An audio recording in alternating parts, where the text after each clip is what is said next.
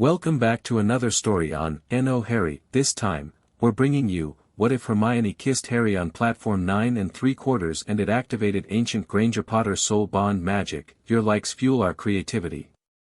Subscribe and stay tuned. Here's the story. Chapter 1, The Kiss. The summer had made Harry quiet in a way that had nothing to do with the Dursleys.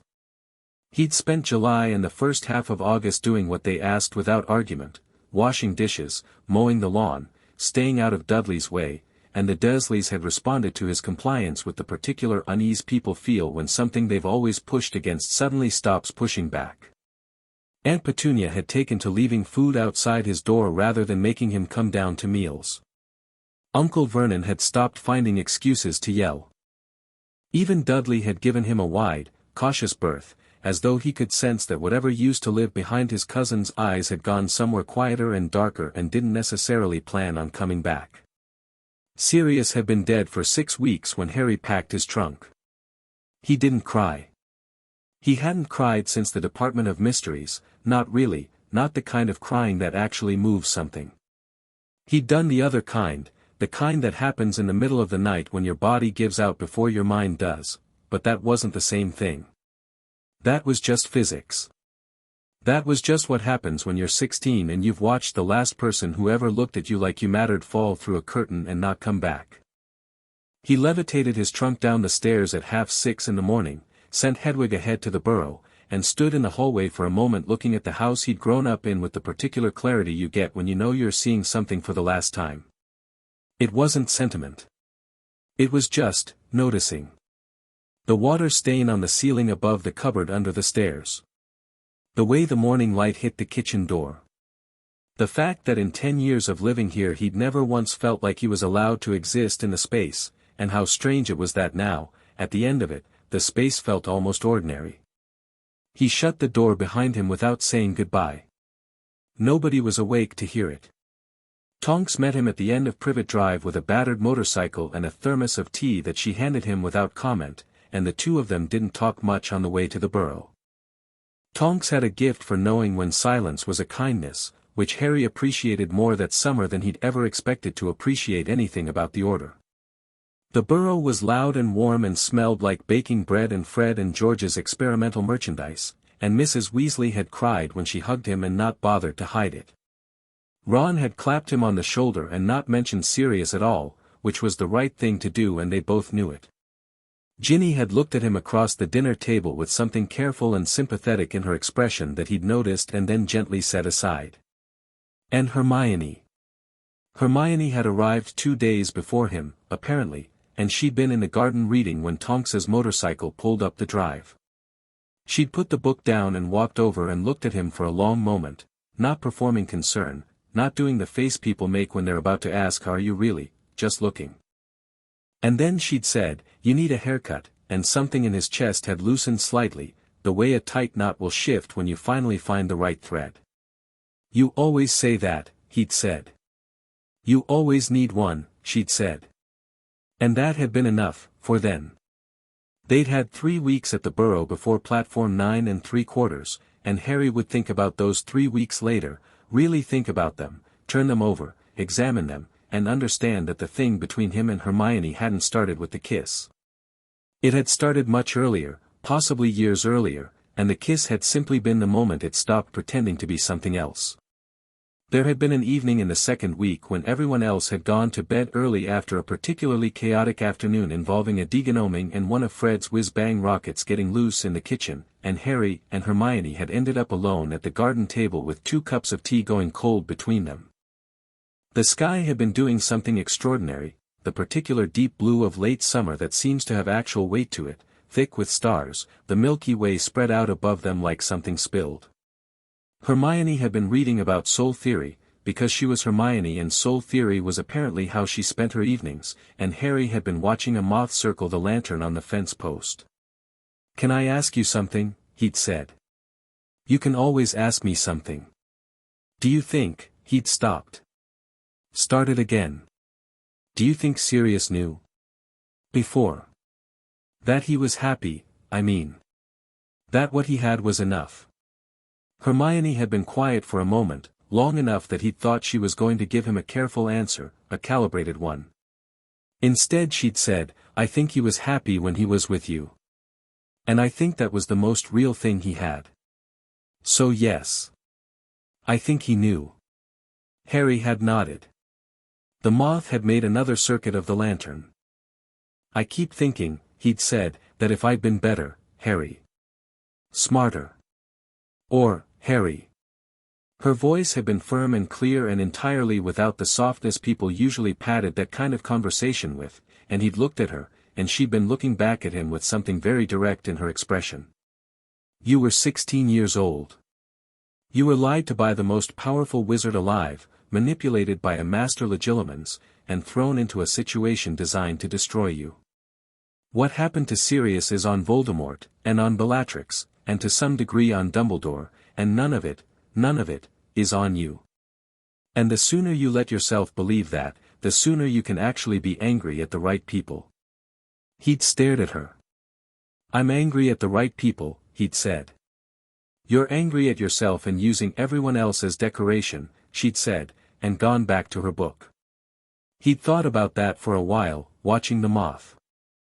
And then, carefully, quietly, he'd started to feel the actual anger, not the diffuse, self-directed kind he'd been carrying since June, but the specific, clean, directed kind.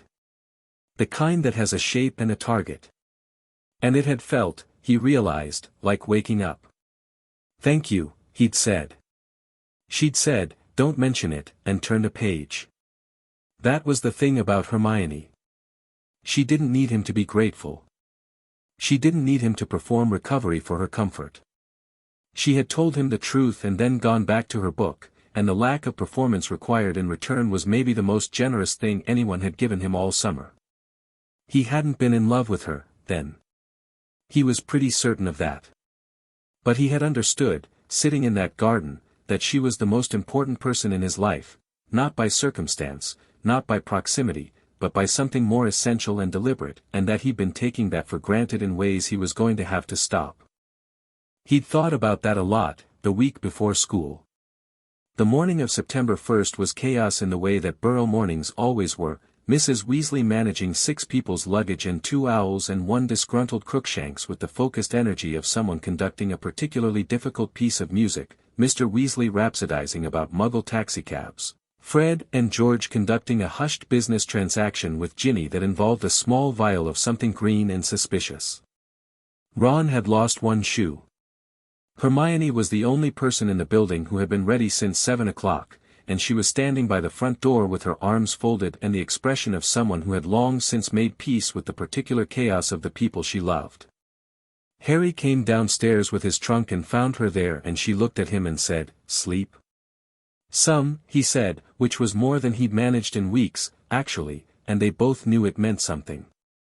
"Good," she said, and that was the whole conversation, and somehow it was enough. The drive to King's Cross was cheerful and cramped, and Mrs. Weasley cried twice, once when they left the Burrow and once for no visible reason somewhere on the M4, and by the time they were navigating trolleys through the station Harry had the particular feeling he always got on September 1st, something between grief and relief, the knowledge that Hogwarts was both the best and most dangerous place he could possibly be going, and that he was going anyway, and that going anyway was simply who he was.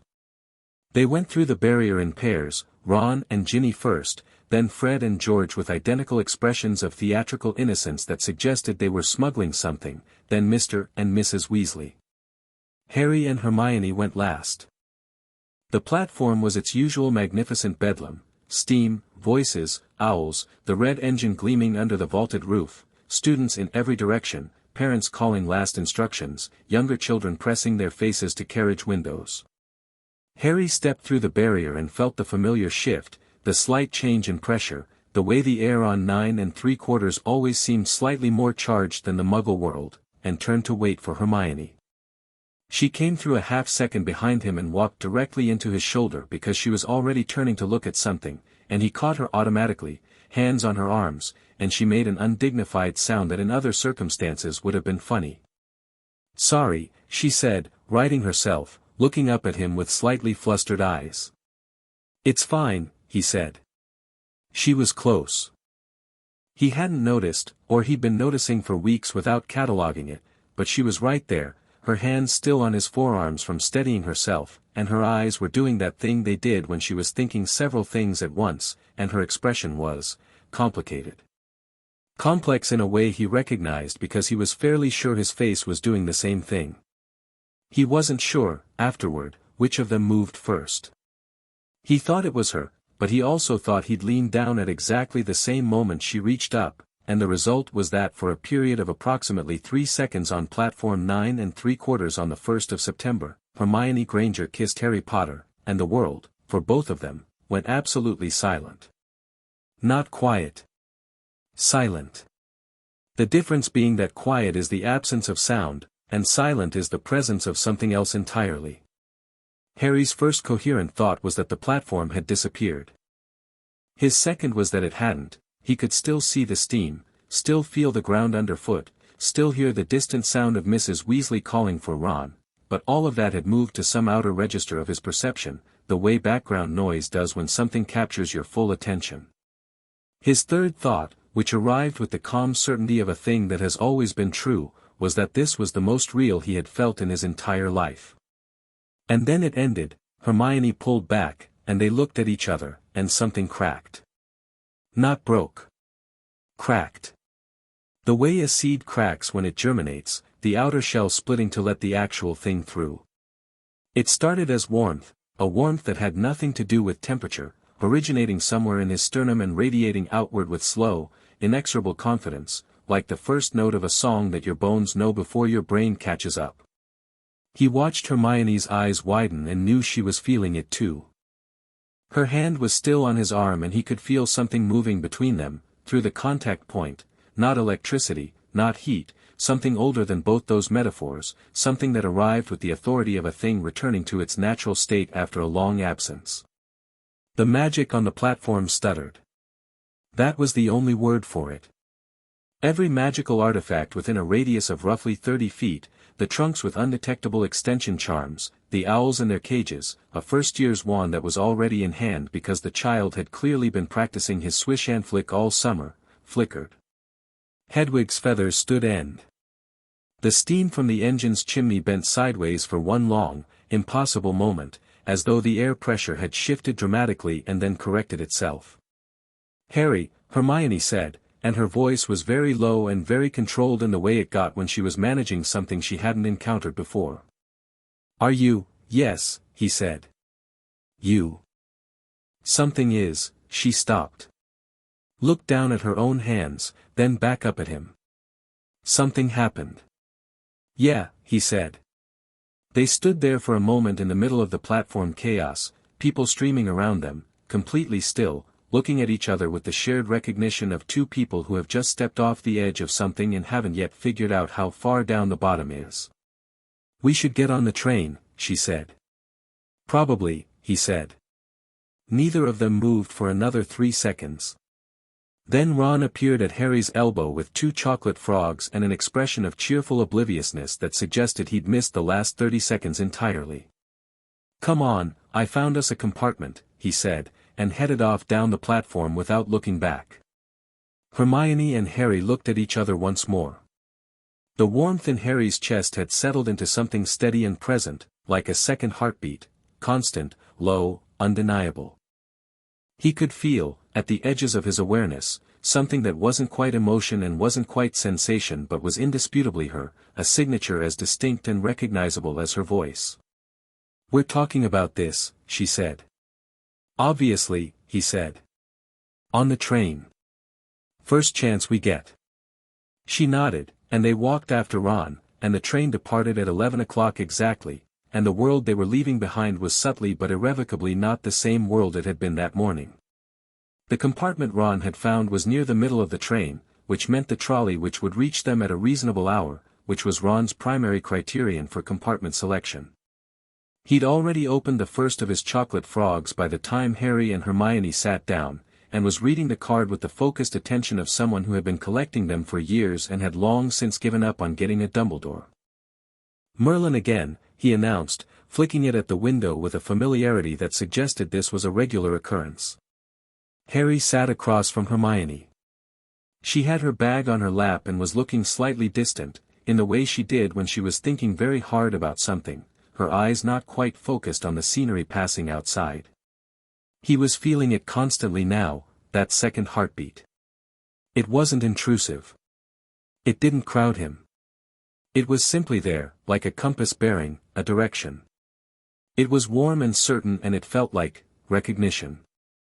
Like something that had always been present but operating at a frequency his senses couldn't reach, and now the dial had been turned to the right station. So, Ron said, looking between them with the casual perceptiveness that people always underestimated in him. Something happened on the platform.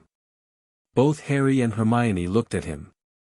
I wasn't oblivious, Ron said, somewhat defensively. I had my back turned, not my eyes closed. You two looked. He made a gesture with his chocolate frog wrapper that didn't correspond to any recognizable sign language but somehow communicated strange, stunned, and fundamentally altered fairly effectively. What happened? We kissed, Hermione said, with the directness of someone who has decided that managing information is less exhausting than obscuring it. Ron's expression went through several phases in rapid succession. Surprise, processing, something that might have been hurt but was quickly subsumed by something more complicated, and then, after a moment, a kind of careful, considering acceptance that surprised Harry considerably. Okay, Ron said. Okay. Harry said. I mean, Ron shrugged, a gesture that carried significantly more emotional weight than shrugs usually do. I'm not, look, I like Hermione. Obviously I like Hermione.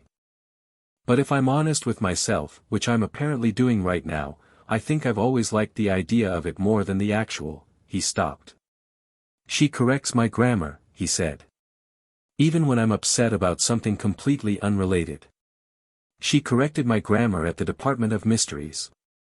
You said they was in a crisis situation, Hermione said, and despite everything, despite the warmth and the second heartbeat and the strangeness of the last 20 minutes, Harry felt something that was almost laughter. My point is, Ron said, with dignity, I'm fine.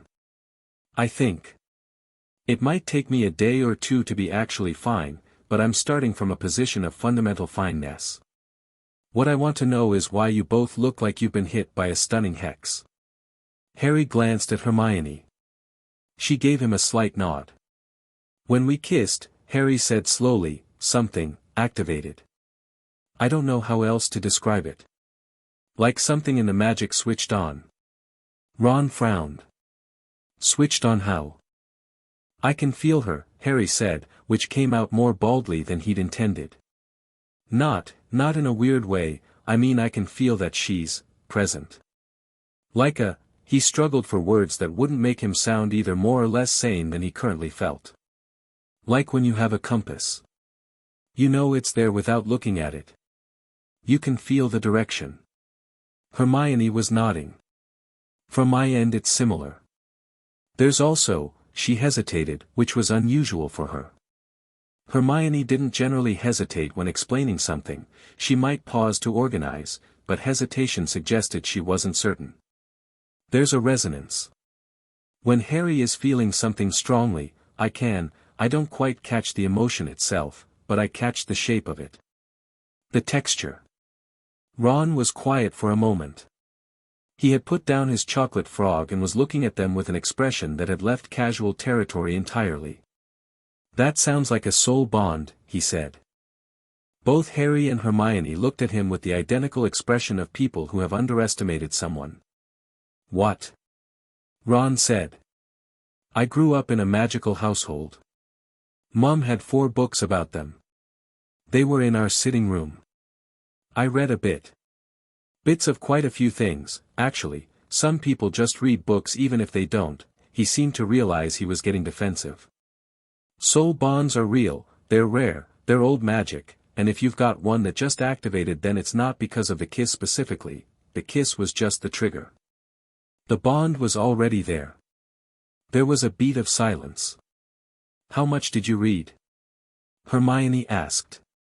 Enough to know you need to get to the restricted section about 5 minutes after we arrive, Ron said, and that whatever activated between you is probably going to get a lot more interesting before it gets normal.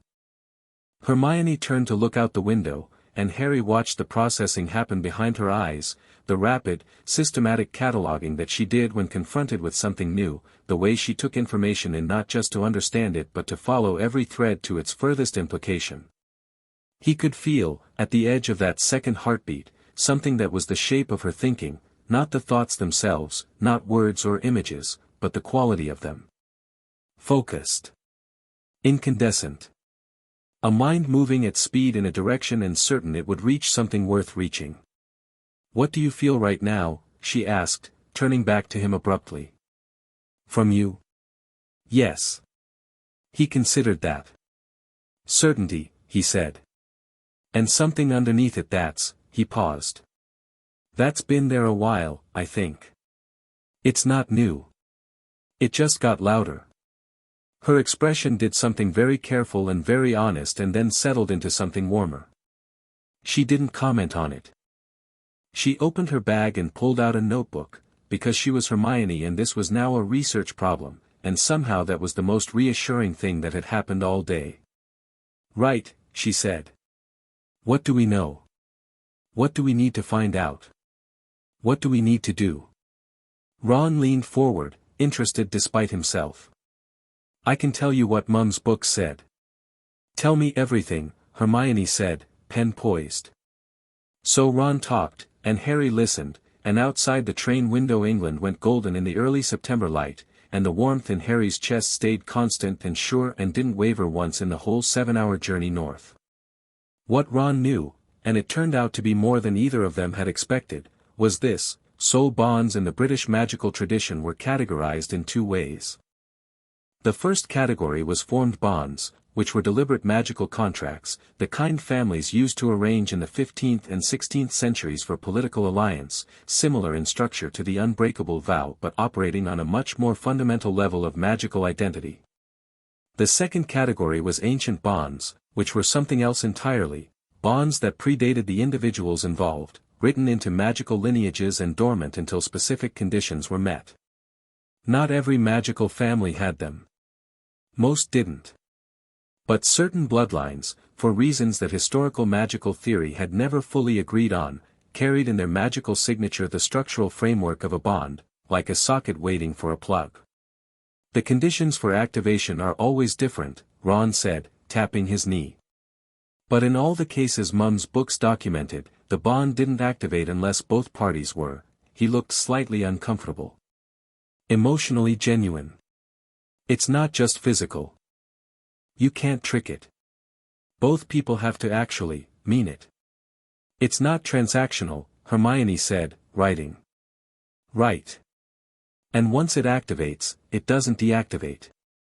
It can be suppressed, historically speaking, but only with very aggressive magical intervention that tends to," he winced, "to damage both people." "Damage how?" Harry asked. "Psychologically. Magically. The books described it as, like rerouting a river. You can do it, but the landscape changes. And not usually for the better." "Nobody's suppressing anything," Harry said, with a flatness that surprised even him, the certainty in it, the complete absence of the self-doubt that would have hedged that statement a year ago. He meant it. Whatever this was, he wasn't going to let anyone reduce it or redirect it or tuck it away into a managed shape that suited some external agenda. Hermione looked at him, and he felt, through the bond, unmistakably, a pulse of something warm and specific and absolutely reciprocal. "No," she agreed. "Nobody's suppressing anything. The first magical resonance event happened somewhere near Leeds. It was small, relative to what was coming, it was practically nothing, but at the time it was startling enough." Hermione had been in the middle of writing and had gone quiet for a moment, and Harry had looked up from where he'd been watching the scenery to find her with her eyes slightly unfocused, the pen not moving. And then, from her direction, a small burst of accidental magic had straightened every page in her notebook simultaneously and reorganized them by topic, which Hermione hadn't done consciously and definitely hadn't attempted. She'd stared at her notebook for a moment. "Harry," she said. "Were you just thinking very clearly about something?" He had been, actually. He'd been thinking about the bond, about the shape of it, about the fact that it seemed to have structure, like architecture, something built with a purpose. He'd been thinking in that particular clear, linear way he only occasionally managed, usually in the middle of Quidditch or in the exact moment of a good spell. "Yes," he said. "Your clarity affected me," she said slowly. "I think, when you're thinking clearly, it may amplify my cognitive focus. And when I'm thinking clearly, it may do something similar for you." She paused. "What happened to the air pressure on the platform? That was both of us at the same moment, wasn't it? Both of us actually feeling something real simultaneously. Two magical signatures resonating at the same frequency," Ron said, surprisingly technically for someone who'd been eating chocolate frogs throughout this conversation. "Combined magical output," Hermione said. "Which would be," she did mental arithmetic. "Considerably more than the sum of its parts, depending on the frequency match." "How considerably?" Ron asked. She looked at Harry. He felt the question arrive from her direction not as words but as an opening, an invitation to reach for the answer rather than being given it. He thought about it, really thought, leaning into the clarity she described, which was sharper than usual, edged like good glass. "More than anyone is going to be comfortable with," he said. Hermione nodded slowly. "Yes," she said. "That's what I think too." The second event happened near Edinburgh, and it was less small. 3 seventh-year Slytherins had apparently been told by someone, Harry suspected Draco Malfoy, who had glared at Harry with impressive venom while boarding and whose father was currently in Azkaban, that Harry Potter was in compartment 7, and had come looking for what they clearly hoped would be a productive intimidation exercise. The door slid open. 3 boys filled the frame: Crabbe's older brother Marcus, a 6th-year named Pusey who Harry vaguely remembered from Quidditch, and a 7th-year he didn't recognize but who had the look of someone whose family had sent him to school with a specific instruction. "Potter," said the 7th-year. "Word is you've been having a rough summer." Ron was on his feet before Harry, which said something about Ron.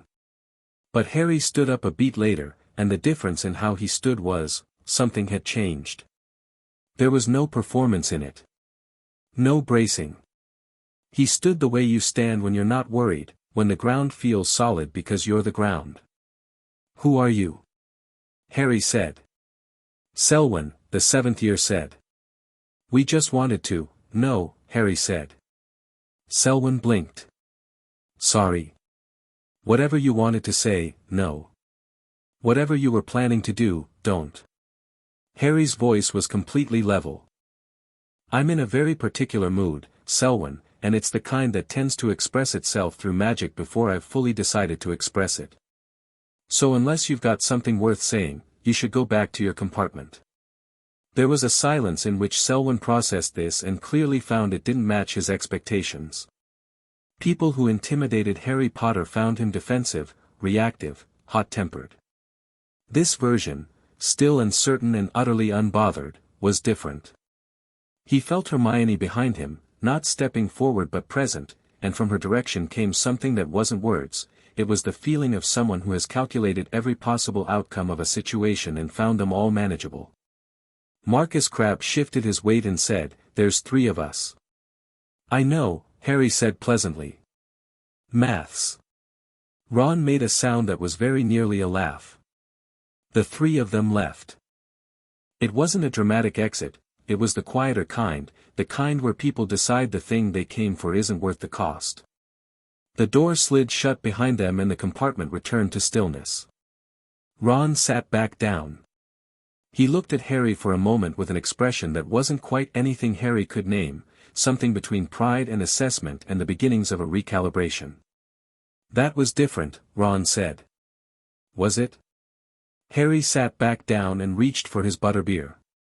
"You know it was." Ron looked at Hermione. "Both of you." The air in here felt different when they were standing there. Like before a storm. "We weren't doing anything," Hermione said. "That's what I mean," Ron said. "Usually when someone threatens Harry, he does something. Reaches for his wand, tenses up, gets angry. He didn't. He was just, there. And whatever was coming off both of you was enough. Hermione considered this for a moment. Then she looked at Harry with something in her expression that was thoughtful and honest and slightly wondering. The bond is a confidence too, isn't it, she said. Not false confidence. Not arrogance. She searched for the word. It's the feeling of having someone watch your back who will never, under any circumstance, be looking in a different direction. Yeah, Harry said. That's exactly what it is. She reached across and touched his hand, just briefly, just for a moment, and the warmth in his chest flared like a fire catching a good wind, and he felt from her direction something uncomplicated and clear and entirely real.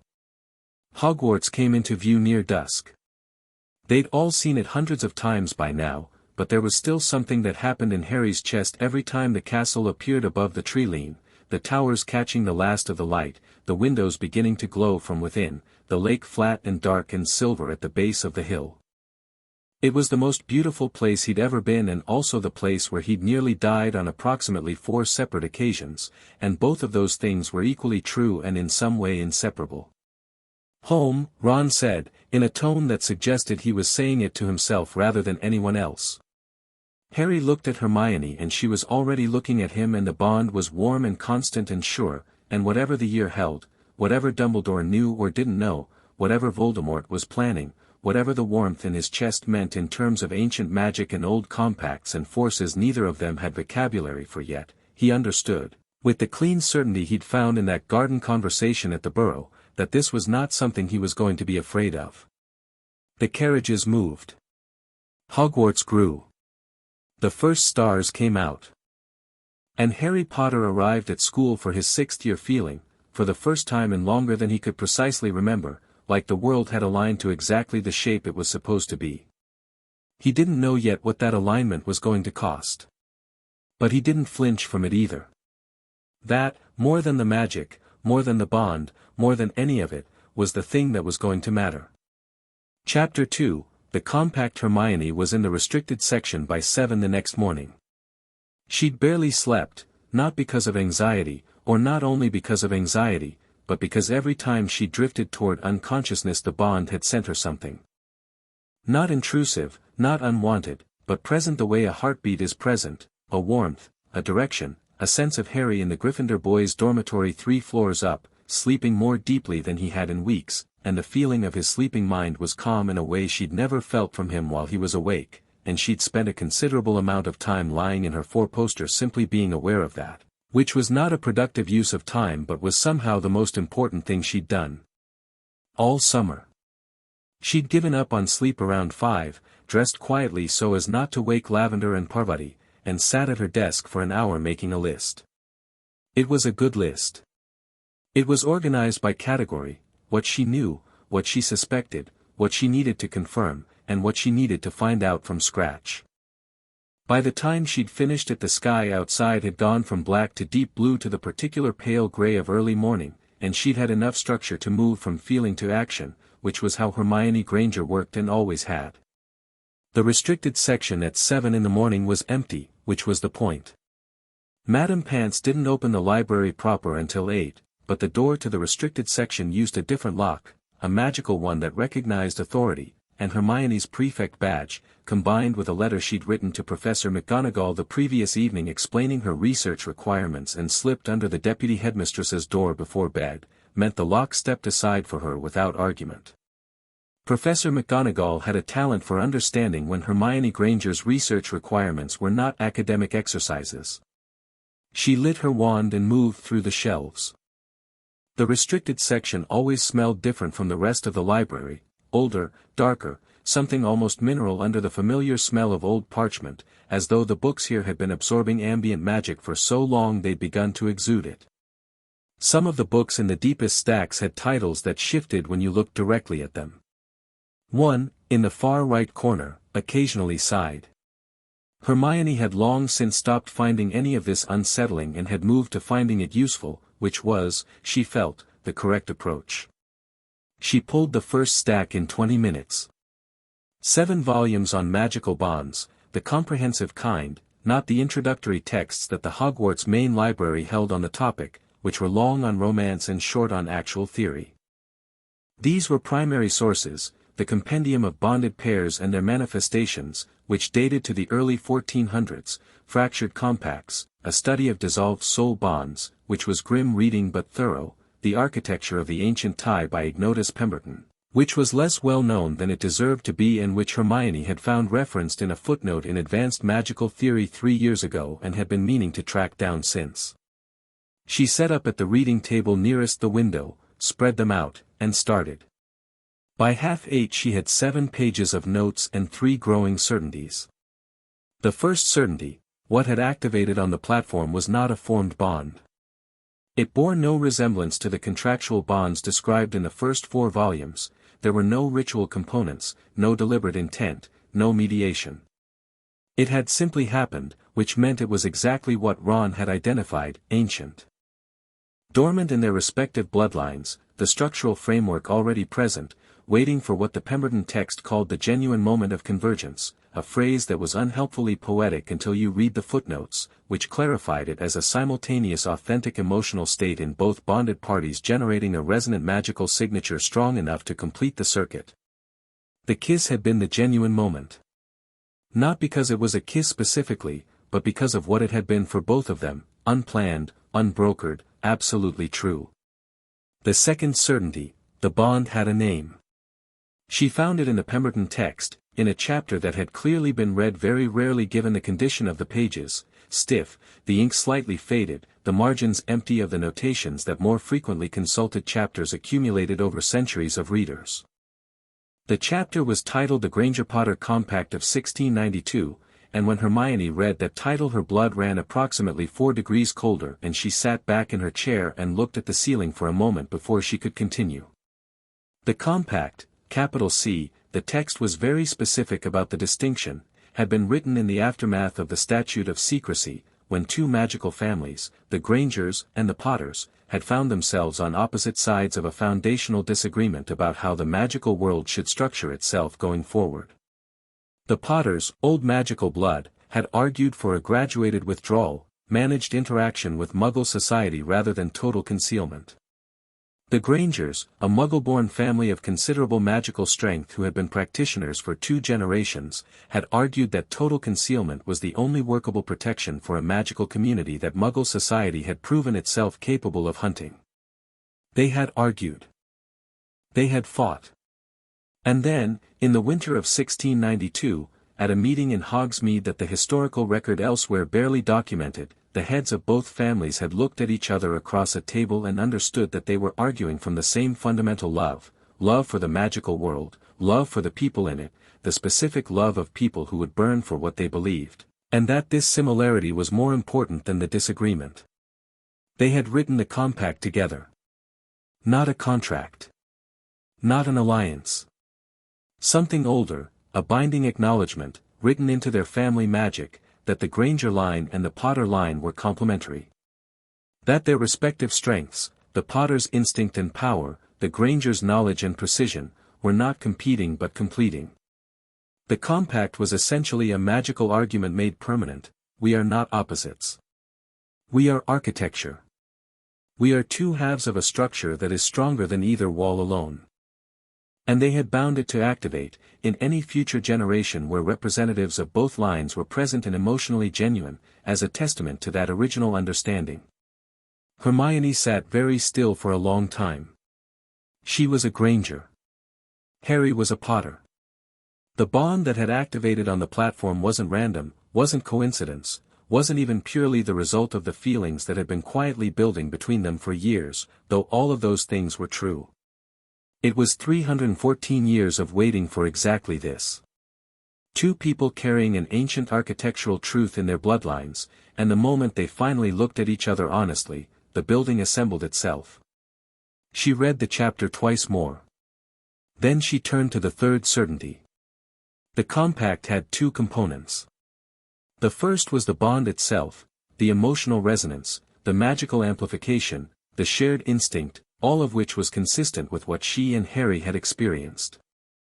The second component was described in the final section of the chapter, in language that Pemberton had been careful to keep almost clinically neutral, which suggested he'd found it alarming.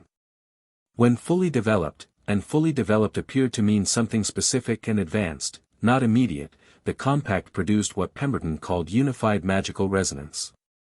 In practical terms, when both parties were in genuine shared intent, their magical signatures would not merely add together but multiply. The metaphor he used was two tuning forks at the same frequency in an enclosed space. The sound didn't double, it didn't triple, it compounded, each vibration reinforcing and amplifying the last in a cascade that was theoretically self-sustaining so long as the emotional alignment held. He had also included, in a footnote at the very bottom of the last page, a single dry sentence: no documented case of a fully realized compact has ever been independently verified, as the historical record suggests that each nascent activation in the intervening centuries was suppressed before development could occur. The interested reader may find detailed records of several such suppressions in the Hogsmeade archive. She stared at that footnote for a full minute. Suppressed before development could occur. Several such suppressions. Someone had been preventing this bond from activating for 300 years. She closed the book carefully, gathered her notes, and went to find Harry. He was at breakfast, which she'd expected. Harry always ate breakfast when he'd slept well, and she'd felt the quality of his sleep through the bond and knew he'd managed 8 hours for the first time since before the Department of Mysteries. He was sitting with Ron at the Gryffindor table, working through a plate of eggs with the focused appreciation of someone whose appetite had returned from a long absence, and Ron was talking about something involving the Gryffindor Quidditch trials with the enthusiasm of a man who had decided that normal things were going to remain normal and was prepared to defend this position. Harry looked up when she came in, and she felt the bond register her before his eyes found her, the warmth shifting slightly, brightening, the compass needle settling. She sat down across from him, put her notes on the table between them, and said, "I know what it is." Ron stopped talking about Quidditch. Harry put down his fork. "Tell me," Harry said. She did. She talked for 10 minutes, efficiently and without editorializing, and watched his face as she laid it out: the compact, the two families in 1692, the dormant framework in their bloodlines, the 3-century wait, the suppressions. His expression went through several things in that 10 minutes, surprise at the name, a particular stillness when she explained the nature of the original disagreement and what had resolved it, something warm and complicated when she described what the compact actually was.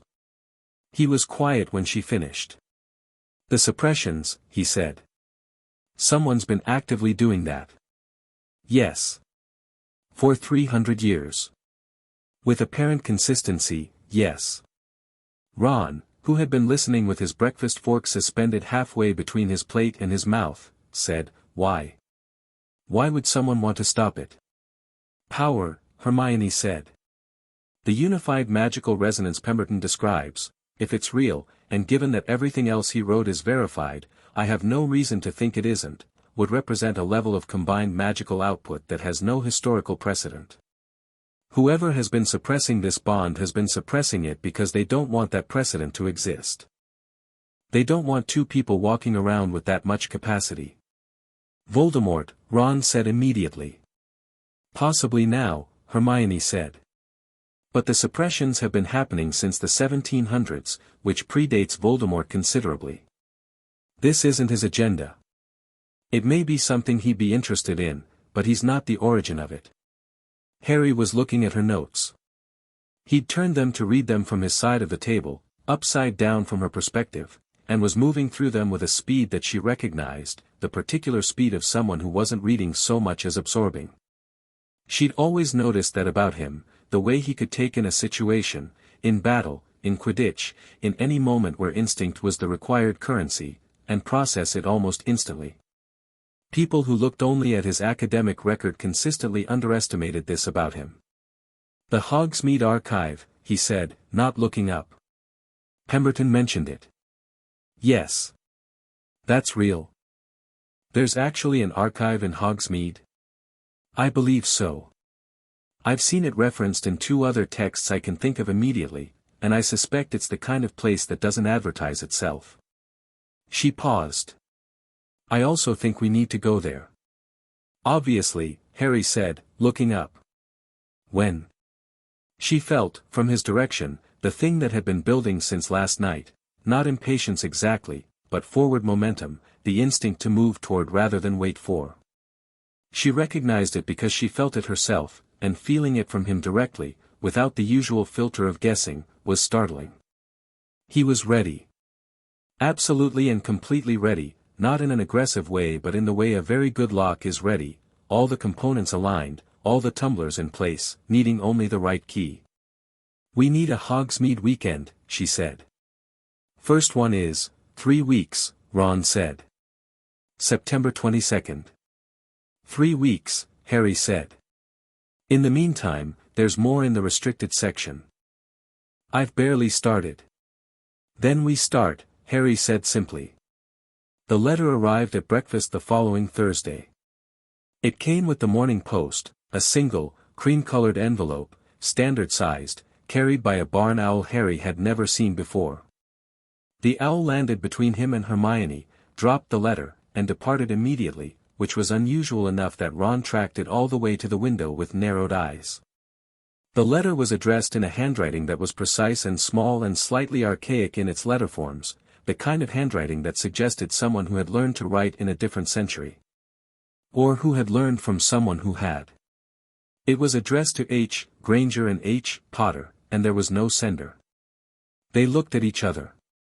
Harry picked it up. The seal was not wax. It was a small pressed sigil in what appeared to be metallic ink, a pattern that, when Hermione leaned in to look at it, made something behind her eyes register old. Not old like Hogwarts was old. Old like the compact was old. Old like the floor of something that had been a ruin for so long the rubble had grown flat. Harry broke it. Unfolded the single sheet inside. The message was 6 lines. You will have found the Pemberton text by now. What it tells you is accurate. What it doesn't tell you is that the suppression network is still active and that your activation has already been noted. The archive in Hogsmeade contains the full record. What is in that record will frighten you. Do not let it. There is a man who has spent 20 years preparing for this moment. He is not Voldemort's creature, which makes him more dangerous, not less.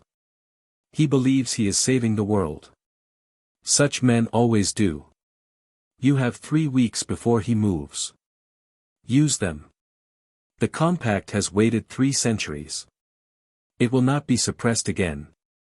No signature. Nothing else. Ron read it over Harry's shoulder and let out a slow breath. Right, he said. So that's frightening. It's also very specifically informative, Hermione said, taking the letter and reading it again. Her voice was measured. She was doing the thing, the cataloging, the structural analysis of a new situation. Harry could feel it from his end, that particular quality of her focus, sharp and clean. Someone sent this who knows about the compact, knows we've activated it, and wants us to be prepared. That's either someone trying to help us or someone managing us toward a specific response. How do you tell the difference? Ron asked. By the information, Hermione said. If the information checks out, and we verify it, we don't just accept it, then whoever sent this was being honest. And an honest source who wants us prepared is a very different thing from a manipulative source who wants us scared. Harry was rereading the 3rd paragraph. A man who has spent 20 years preparing for this moment. He is not Voldemort's creature, which makes him more dangerous, not less. He believes he's saving the world, he said. That's the tell, isn't it? People who think they're saving the world are always willing to cause significant damage to make it happen. Dumbledore, Ron said, and then looked slightly mortified. I didn't mean, no, you're right, Harry said, which surprised Ron enough that he stopped looking mortified. Dumbledore is a version of that. He has always been willing to sacrifice the specific person for the larger goal. I've understood that for a while. He put the letter down. This person, whoever the letter is about, they're a version of that, but without Dumbledore's, he searched. Dumbledore actually loves people. Even when he's using them, he loves them. It's what makes him complicated. This other person, I'm guessing, doesn't have that. Just the principle.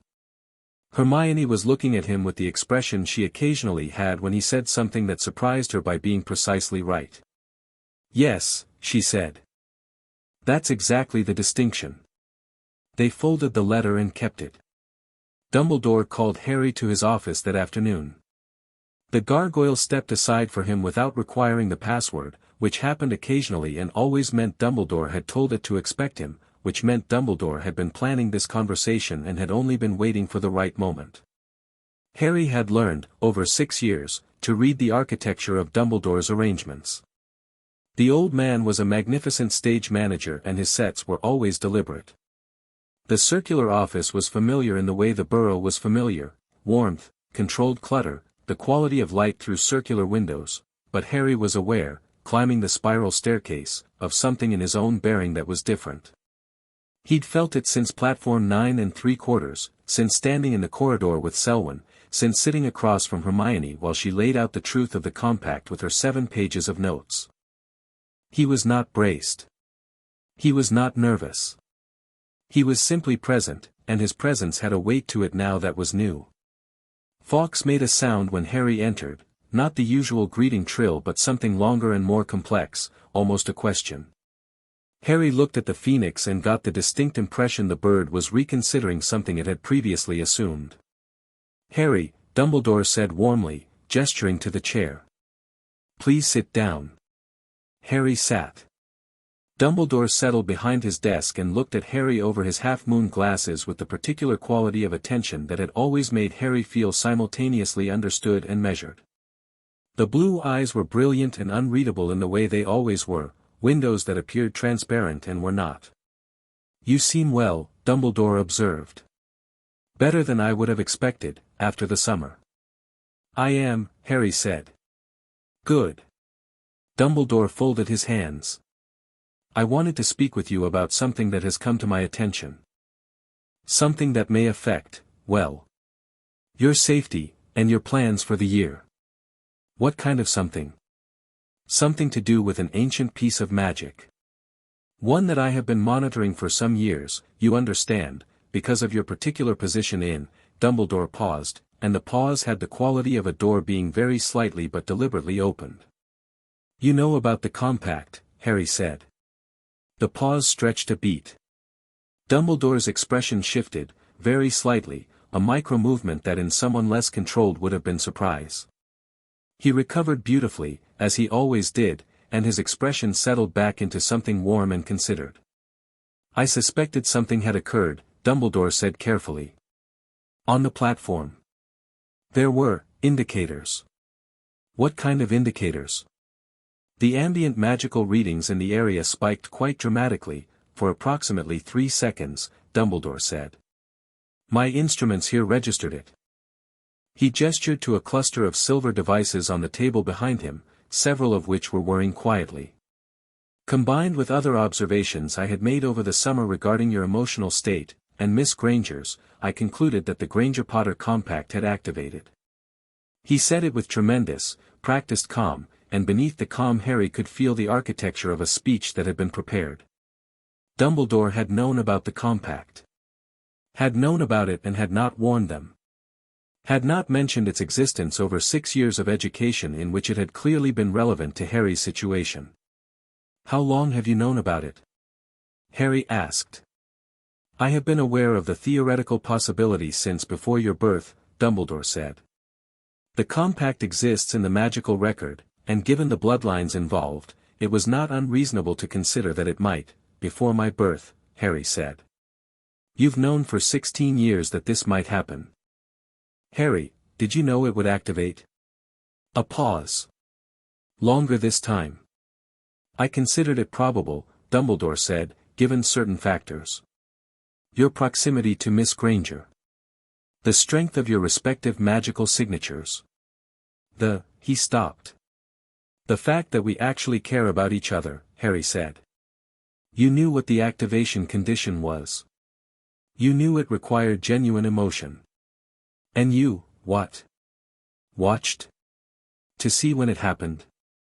Dumbledore's expression was still warm, still considered, still performing the understanding authority figure with a precision that was not dishonest exactly but was managed.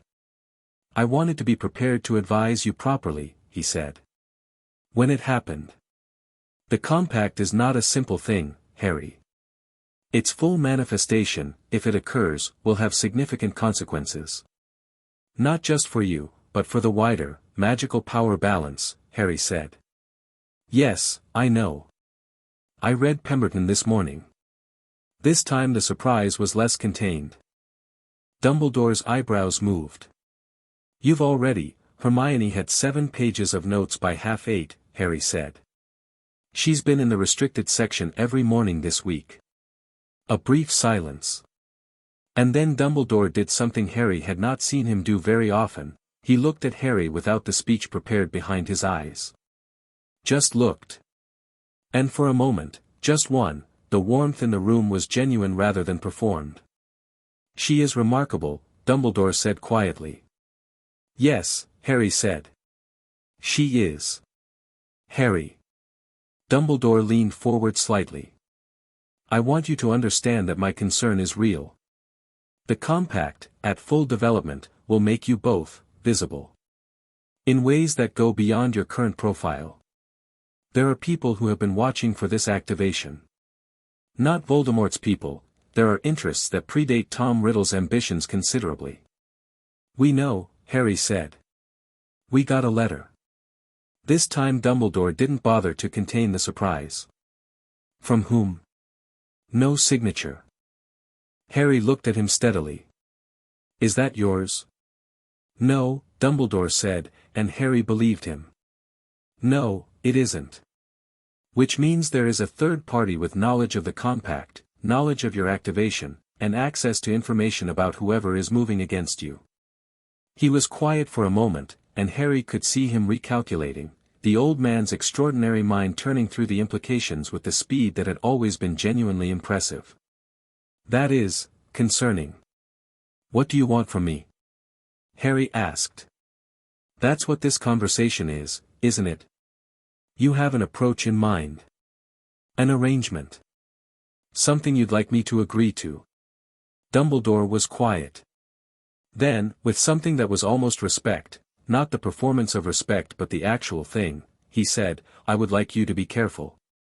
And I would like you to tell me what you find. And in exchange? Harry said. In exchange, Dumbledore said, I will tell you everything I know about the compact and the people who have worked against it. Harry considered this for a long moment. The bond was a quiet warmth at the back of his awareness, not directing him, not telling him what to decide, but present. He thought about Hermione's list and what was on it. He thought about the footnote. Several such suppressions. Tell me now, Harry said. Not as a trade. Just tell me. You've been withholding information from me since before I was born, and it's consistently made things worse, and I'm done accepting that as a management strategy. Tell me what you know, and then we'll figure out how to work together, because I'd genuinely rather have you as an ally than manage this without you. But the information needs to come first. That's the condition. Silence. Fawkes made the complex sound again, the one that had more question in it than greeting. And Dumbledore, after a very long moment in which Harry did not look away and did not soften his expression, said, very well. He talked for an hour and a half. What Dumbledore knew was this, the compact was documented in the official magical record, but the documentation had been systematically minimized over the centuries. Entries in the Ministry's historical archives referred to it only in the context of dormant family bonds, a category so broad and common as to be unremarkable. The specific significance of the Granger-Potter version had been buried. The burying had been deliberate and orchestrated, not by Voldemort but by a network of magical historians and theorists who called themselves, in what Dumbledore described with audible distaste, the Ordo Librorum, the Order of the Book. Not a political organization. Not a dark one, precisely. A scholarly body whose founding principle was the preservation of magical balance, and whose definition of balance had calcified, over the centuries, into something Dumbledore described as profoundly conservative and occasionally monstrous. They did not want the compact to manifest because they did not want a single bonded pair to possess that level of magical capacity. Their logic was not unlike the logic behind the suppression of nuclear weapons development. The technology exists, therefore it must be controlled. The current leadership of the Ordo Librorum was, as far as Dumbledore knew, a man named Cassius Knott. Harry went very still. "Theodore Knott's father," he said. "Everyone thinks he's dead."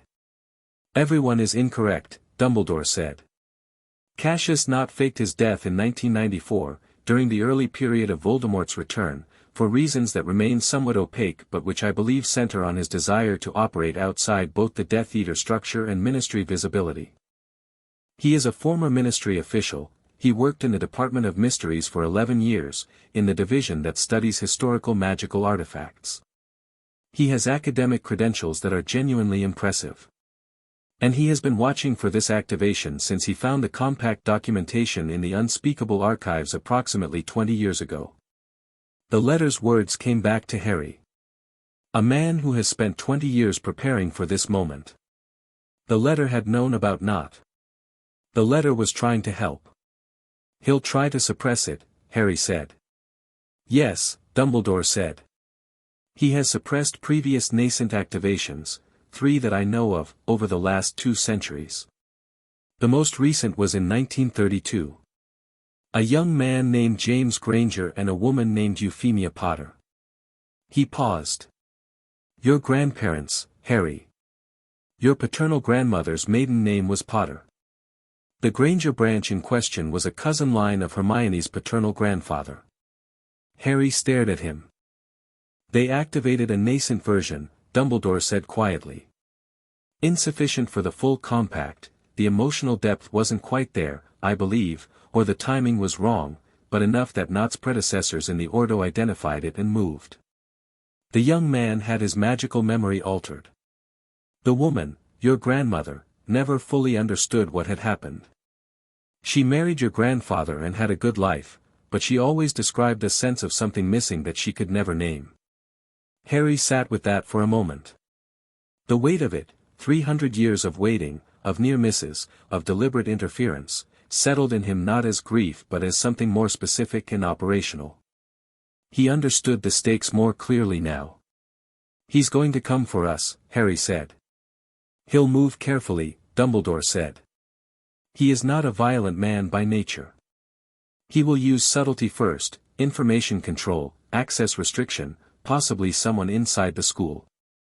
Only if that fails will he escalate. And you want us to tell you what we find," Harry said, circling back, "so you can manage it." "So I can help," Dumbledore said, and there was something in his voice that was tired and genuine and not performing. "I am aware, Harry, that my approach to your situation has been," he paused, "less than fully transparent. I had reasons that I believed were good. I still believe some of them were good. But I am looking at you right now, and I am looking at a young man who has not come to me frightened of what he's found, who is not asking me what to do, who has in the space of 24 hours assembled more actionable information than I've gathered in considerably longer, and I am," he stopped. Started again. "I am not always right. I want you to know that I know that." Harry looked at him for a long time. "I'll tell you what we find," he said finally. "And you'll tell me what you know in real time. Not managed. Not a curated version. Everything." "Agreed," Dumbledore said. "And you don't interfere with the compact. You don't try to slow it, manage it, or find a comfortable way to reduce it." A longer pause this time. The blue eyes were very clear and very complex. "Agreed," Dumbledore said. Fawkes sang, briefly, one clear note that hung in the air and then dissolved into the warm afternoon light. Harry walked back to Gryffindor Tower and found Hermione in the common room with her notes and 3 more books she'd clearly acquired from somewhere, and Ron beside her eating a sandwich and apparently acting as a research assistant, which was a sentence Harry would not have predicted a week ago. "How was it?" Hermione asked without looking up. "Surprisingly honest," Harry said. He knows about not. She looked up. Tell me everything. He sat down, and he did, and she listened with her pen moving, and Ron listened with his sandwich suspended, and the common room was warm and gold with afternoon light, and the bond was present and steady between him and Hermione the entire time, a constant undercurrent of shared attention, shared intention, shared readiness. When he'd finished, Hermione said, "Your grandparents." "Yeah. So the compact has been trying to manifest through your specific bloodlines for at least 2 generations, and it's been suppressed each time, and the suppression has caused specific, measurable damage to the people involved." She looked at him steadily. "He hurt your grandmother?" "Yes," Harry said. "Right," she said, and she closed her notebook and she looked at Harry with an expression that was clear and precise and without a gram of performance. "Then there is no version of this where we don't stop him." "No," Harry said. "There isn't." Ron put down his sandwich. "I'm in," he said. Neither of them had asked.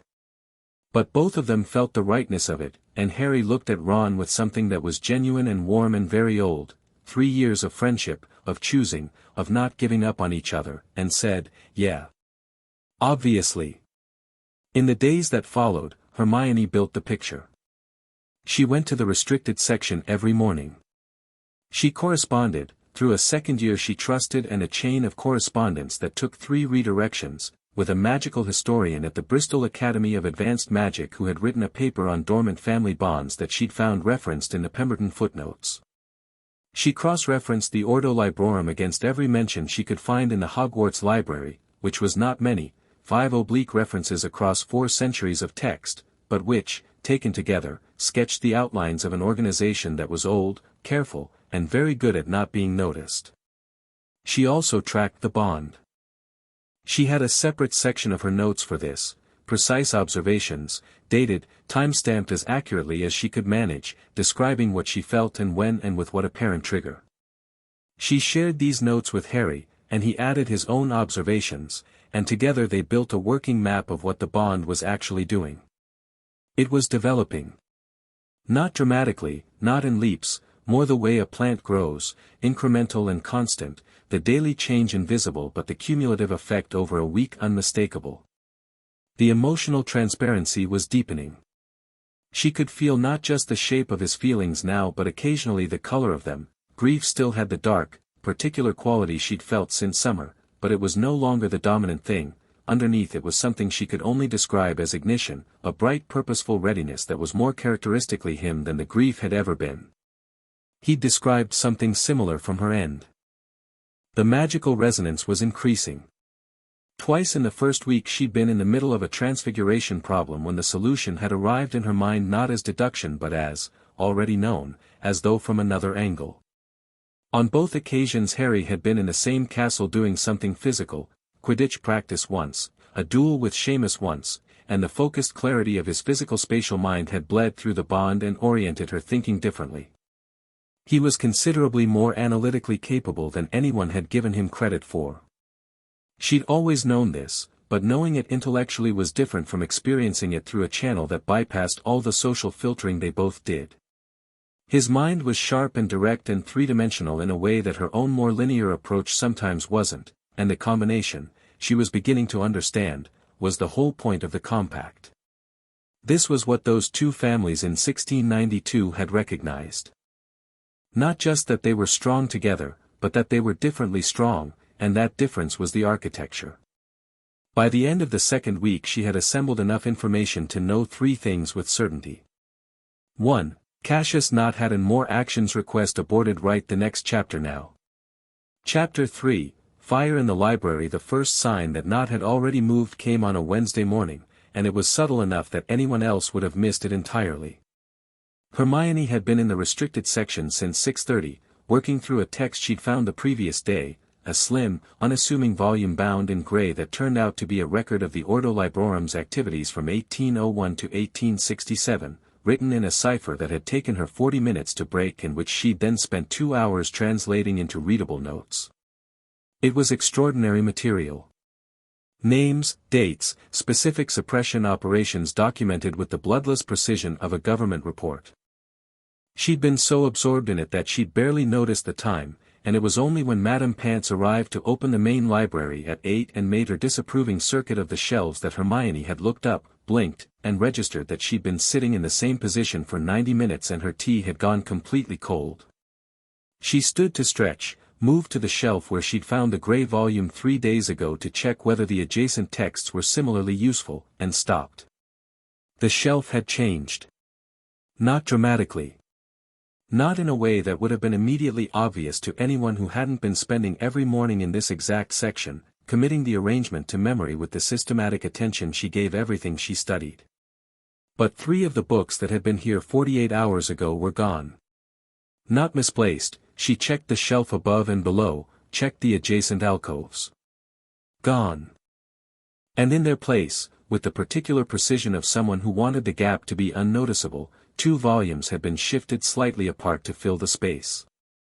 She stood very still and looked at the gap. Then she pulled out her wand and performed a spell she'd found in a text on magical archiving, a locator charm designed to trace the most recent magical contact with a physical object, developed for use on damaged artifacts. She aimed it at the shelf.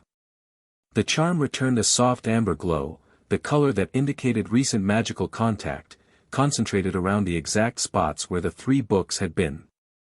The magical signature attached to the contact was not Madame Pants's, which had a specific quality she'd identified early on. It was something else. Precise, controlled, and distinctly not Hogwarts. Outside magic. Someone had been in the restricted section with outside magic. She gathered her notes, left the library at a near run, and went to find Harry. He was coming out of the boys' dormitory when she reached the top of the Gryffindor stairs, still pulling on his robes, Hedwig nosing his shoulder from her perch on the doorframe.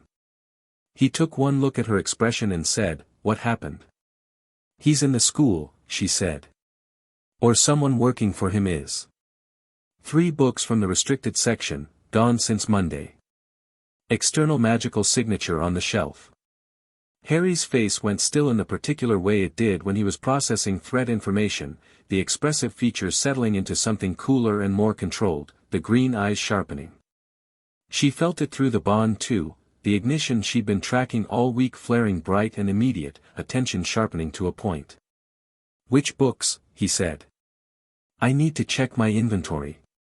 I catalogued the section on the 3rd morning, I had a feeling, but I need to compare it to what's there now to get the titles." She was already moving toward the common room table where her notes lived. "But I can tell you the general area, all 3 were from the alcove where I found the Ordo Librorum record. Adjacent to that text, which means whoever took them either wanted to restrict what I'd find or wanted to know what I'd already found." "Or both," Harry said, following her. "Or both," she agreed.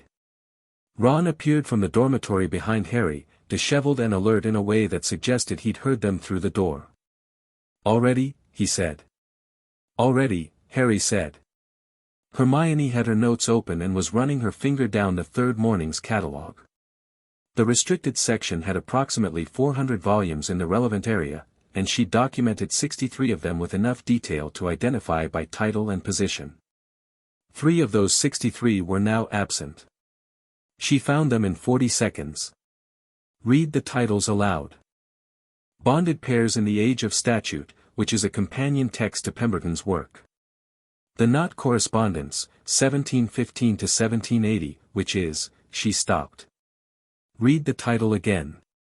Which is correspondence. Belonging to the Knot family. Predating Cassius by 200 years. The Knot family was connected to the suppressions that early. Ron said.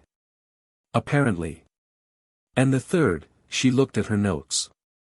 Concerning the Hogsmeade Archive, a surveyor's account, 1901. She looked up. A surveyor's account of the Hogsmeade Archive. A beat of silence. He took the map, Harry said. The map, and the family correspondence that would tell us how deep his connection to the original Ordo goes, and the Pemberton companion text that likely contained the information about the compact's full development that Pemberton withheld from the chapter 1 already read. Hermione closed her notes. He's been watching the restricted section. He knew what I was reading. He came back and took the next tier. Which means he knows we're ahead of him, Harry said, and he's trying to close the gap. Or he's trying to ensure that the archive stays inaccessible to us, specifically. If we don't know where it is, we can't get there before he moves. She looked at Harry steadily. The letter said we have 3 weeks. That was 8 days ago. 13 days, Ron said, doing the arithmetic.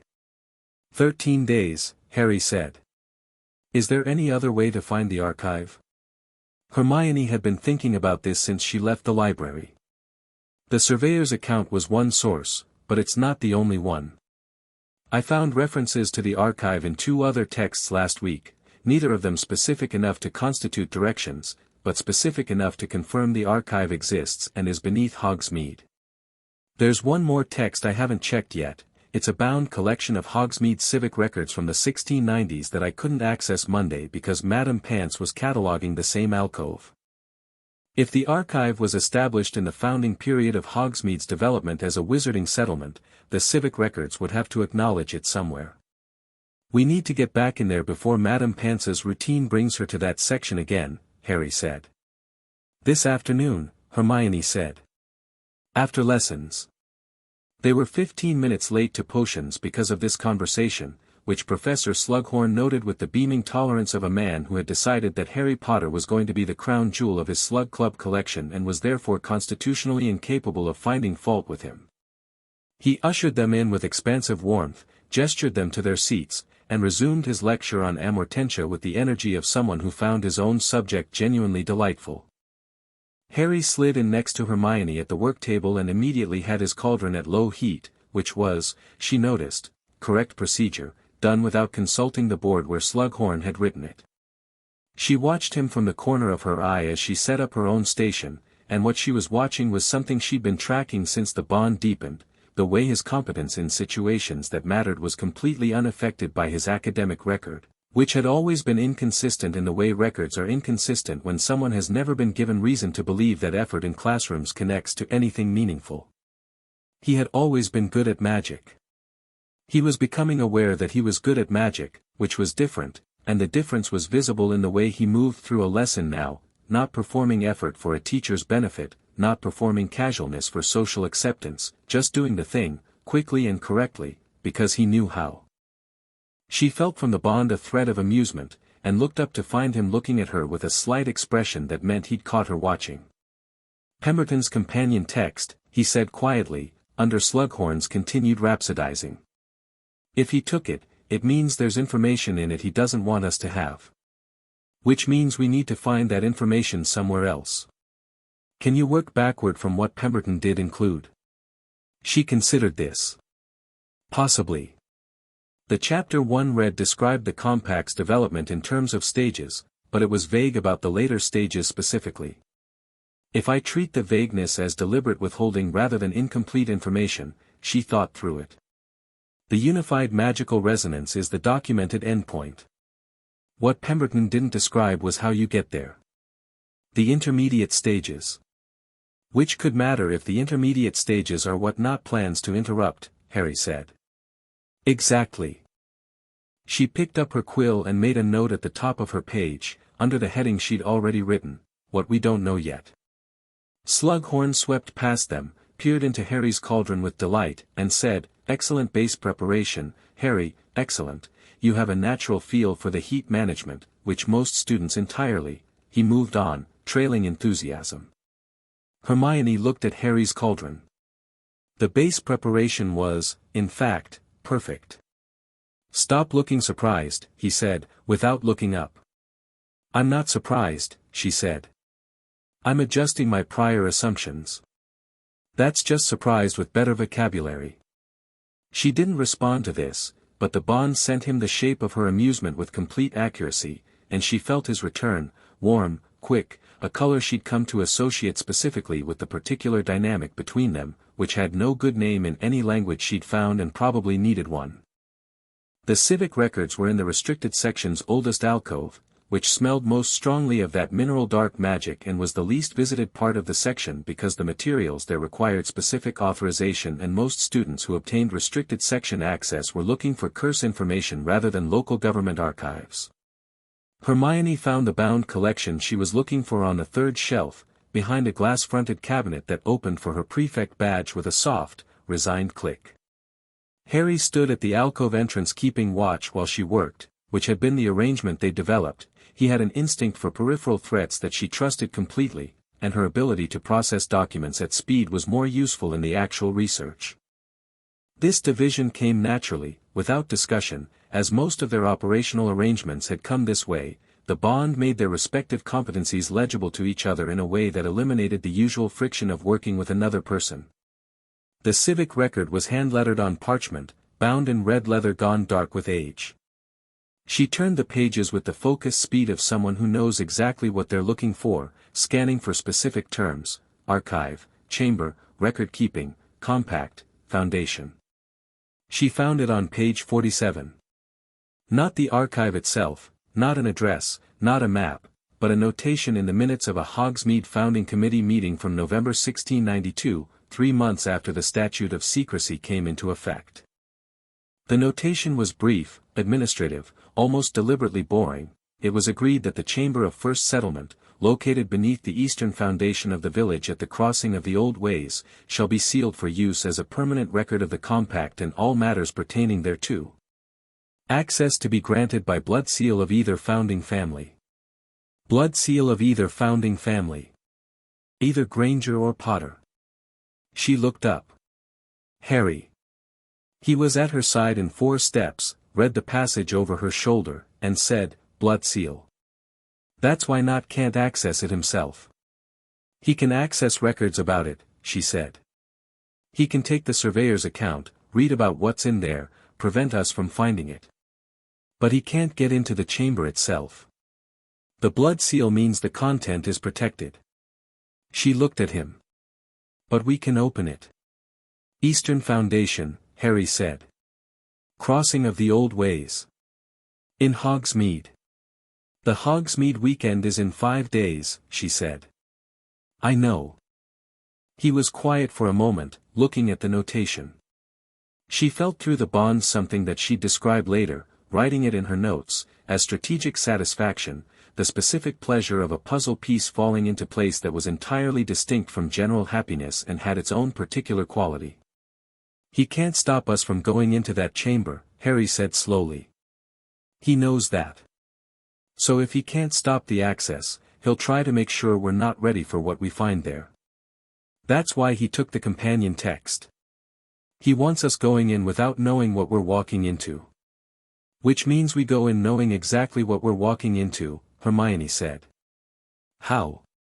"I have 9 days of research notes, 2 primary sources already translated, Dumbledore's briefing, and you," she said, as though this were an entirely sufficient list. "I'll be ready."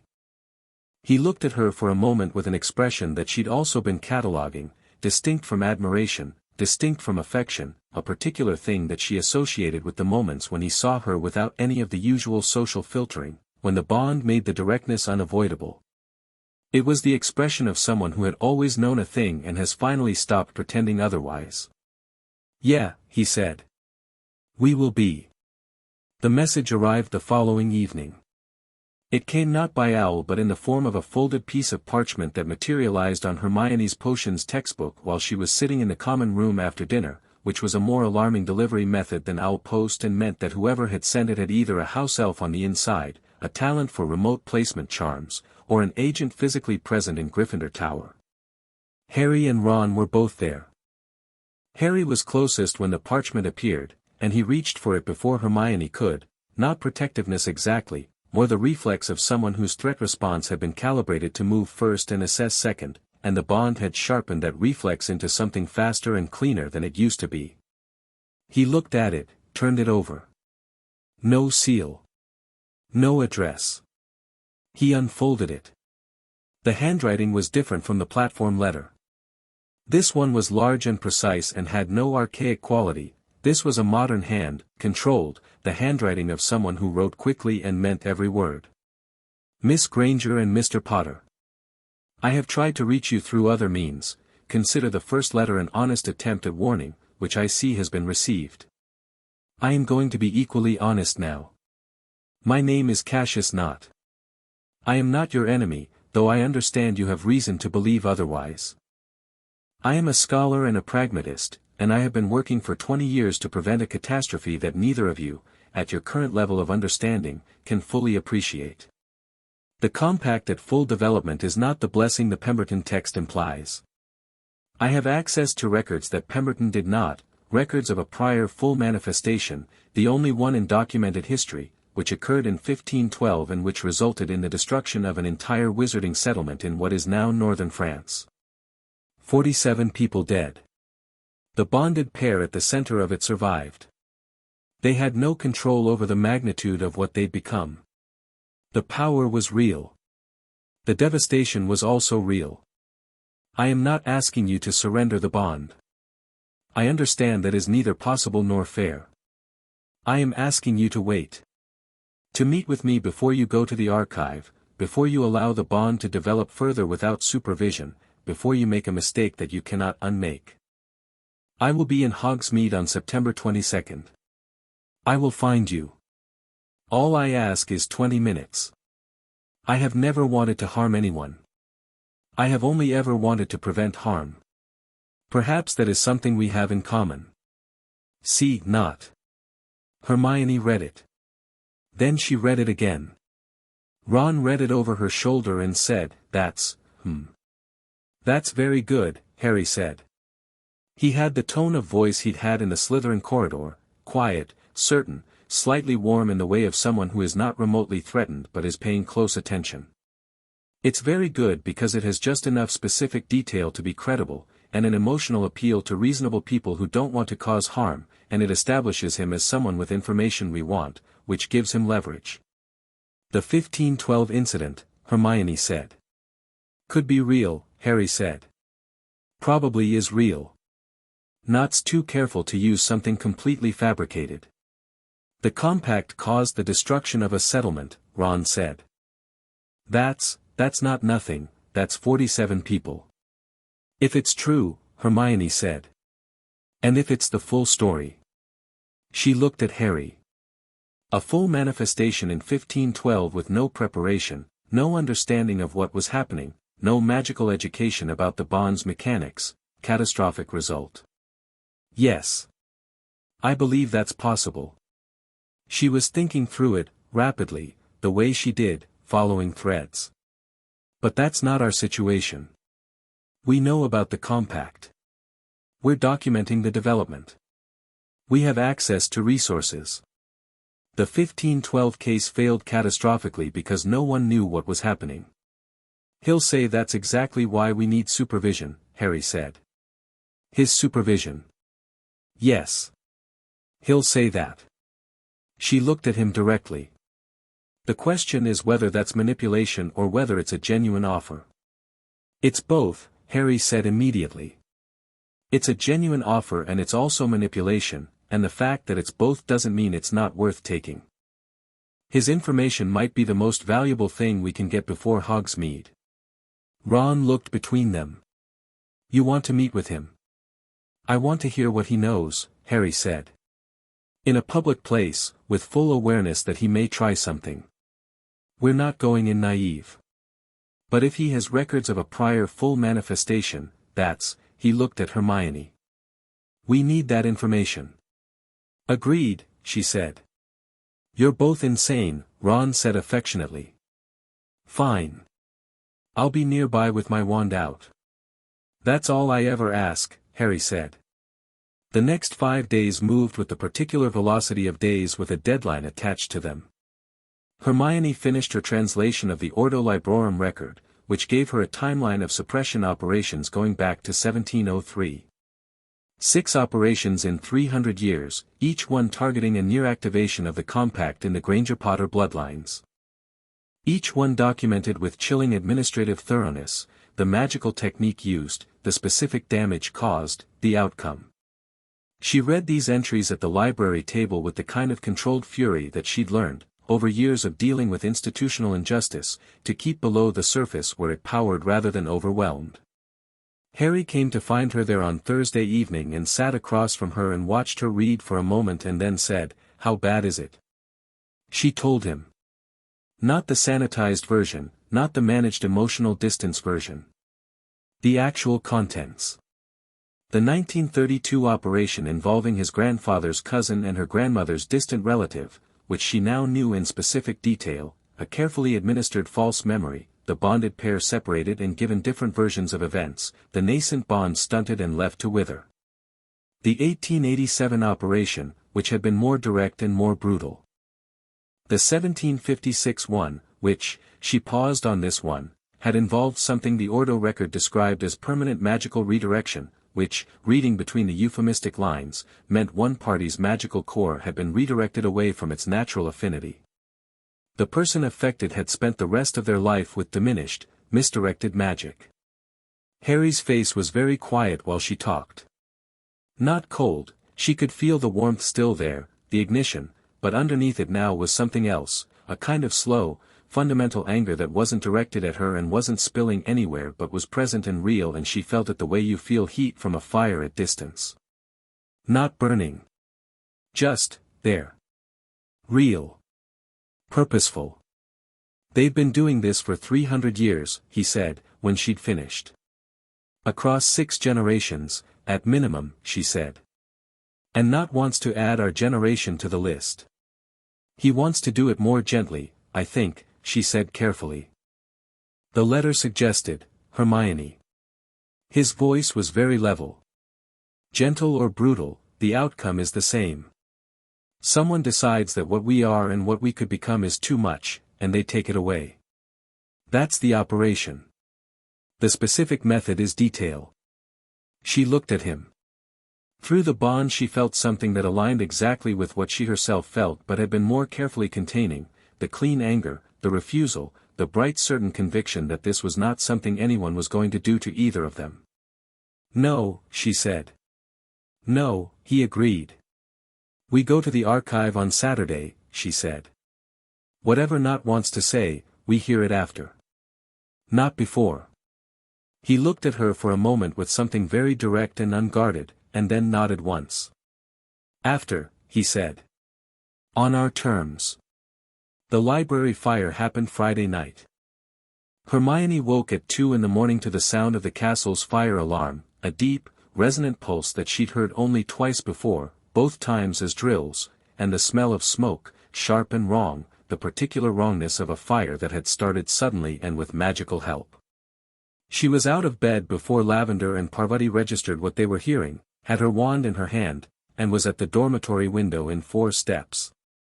The smoke was visible from here, rising from the east wing, which was the library wing, a thick dark column against the night sky.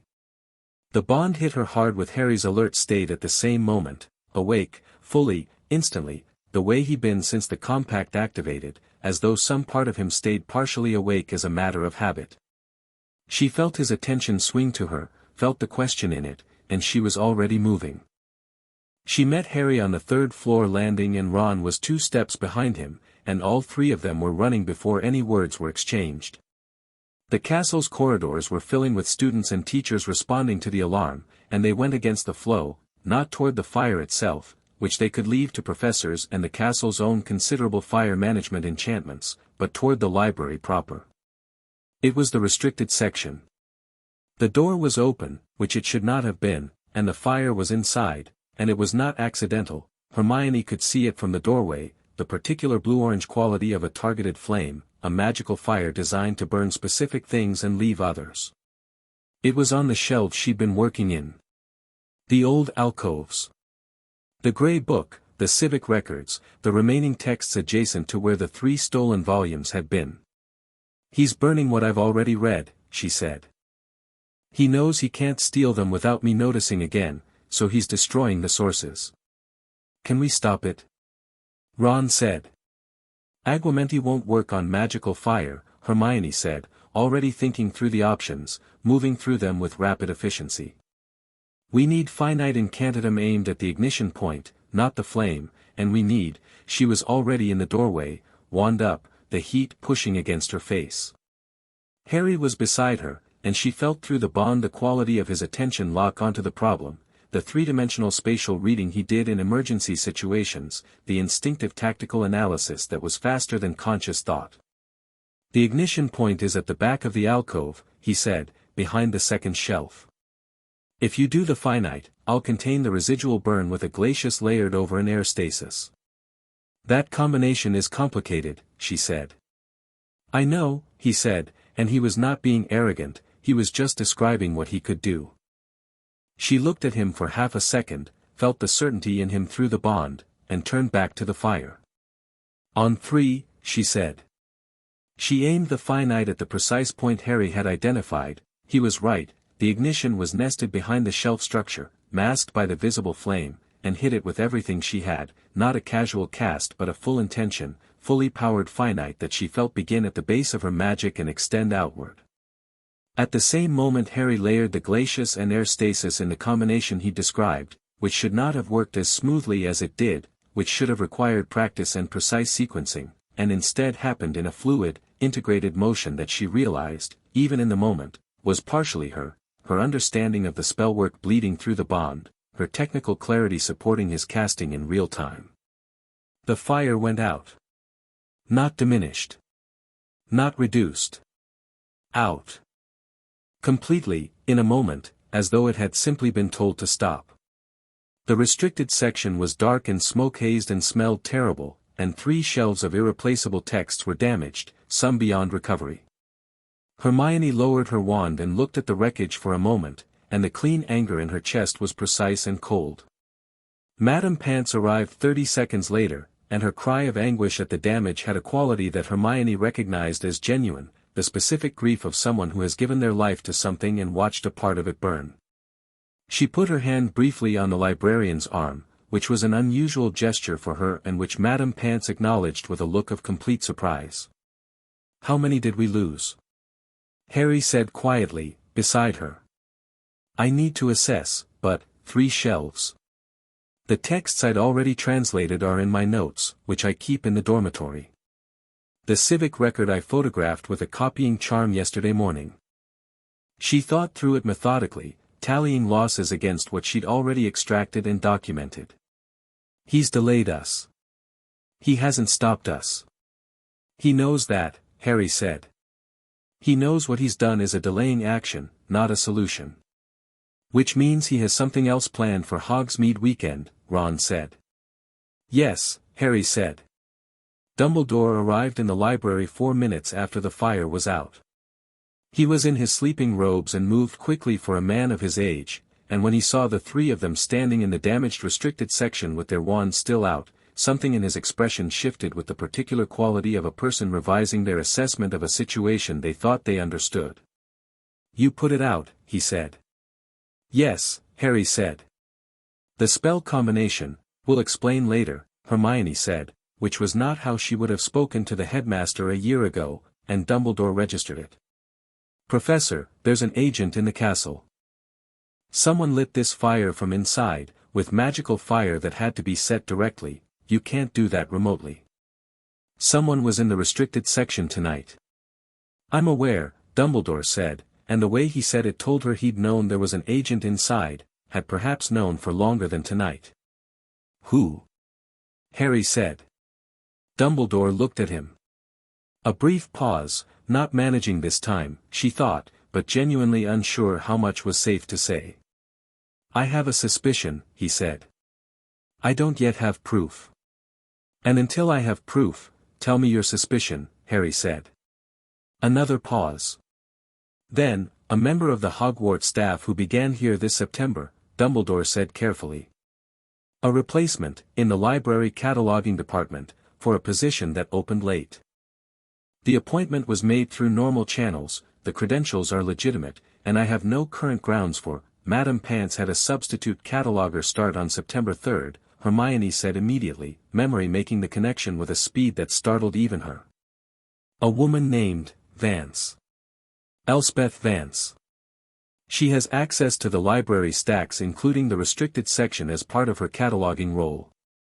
The silence that followed this was of the kind that arrives when a room full of people have all reached the same conclusion at the same time. "I'll speak with her in the morning," Dumbledore said. "She'll be gone by morning," Harry said. "She lit the fire and she'll know it didn't work fully and she'll be gone." He wasn't being aggressive about it, just stating the practical certainty in the flat, direct way he'd had since the bond. "What we need is to make sure she didn't take anything tonight before she set the fire." Dumbledore looked at him for another moment with that quality of revision that Hermione had been noticing since the office meeting, the incremental recalibration of a man who had held a particular image of Harry Potter for 16 years and was finding the current reality requires new data. "I'll have the wards checked for unauthorized removal of materials," he said. "Thank you," Harry said, which surprised Dumbledore more than anything else. They left him in the library with Madame Pants and walked back through the emptying corridors, the other students having been herded back to their dormitories by prefects and professors, the castle returning to its nighttime quiet. The three of them were alone in the portrait corridor on the 4th floor, and Hermione stopped walking because something had occurred to her and required immediate voice. "The agent was here tonight because not wants us off balance for Hogsmeade," she said. "He sent the warning letter knowing we'd be more likely to agree to meet him if we felt threatened. He burned the library to create a sense of pressure, of his reach being closer than we thought."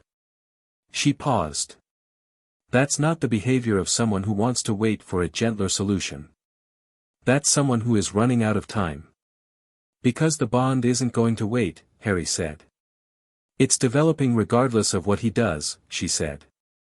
"He knows that. Every day we don't suppress it is a day it grows. And we're not going to suppress it, which means his window is closing." She looked at Harry. "He's afraid of us." There was a quality to Harry's expression in this moment that she'd seen only occasionally and that she found, she was honest enough to admit this, at least in the privacy of her own thoughts, genuinely thrilling. It was the expression of someone who has spent years being underestimated and has stopped needing to correct it. "Good," he said. Ron made a short, satisfied sound. "Yeah," he said. "Good." They were 2 days from Hogsmeade. Saturday arrived with the particular clear sky brightness of an autumn morning that seems to have its own kind of energy, cold enough to feel alive, the castle grounds brilliant in the early light, the Hogwarts carriages waiting at the gate in a line that stretched halfway down the drive.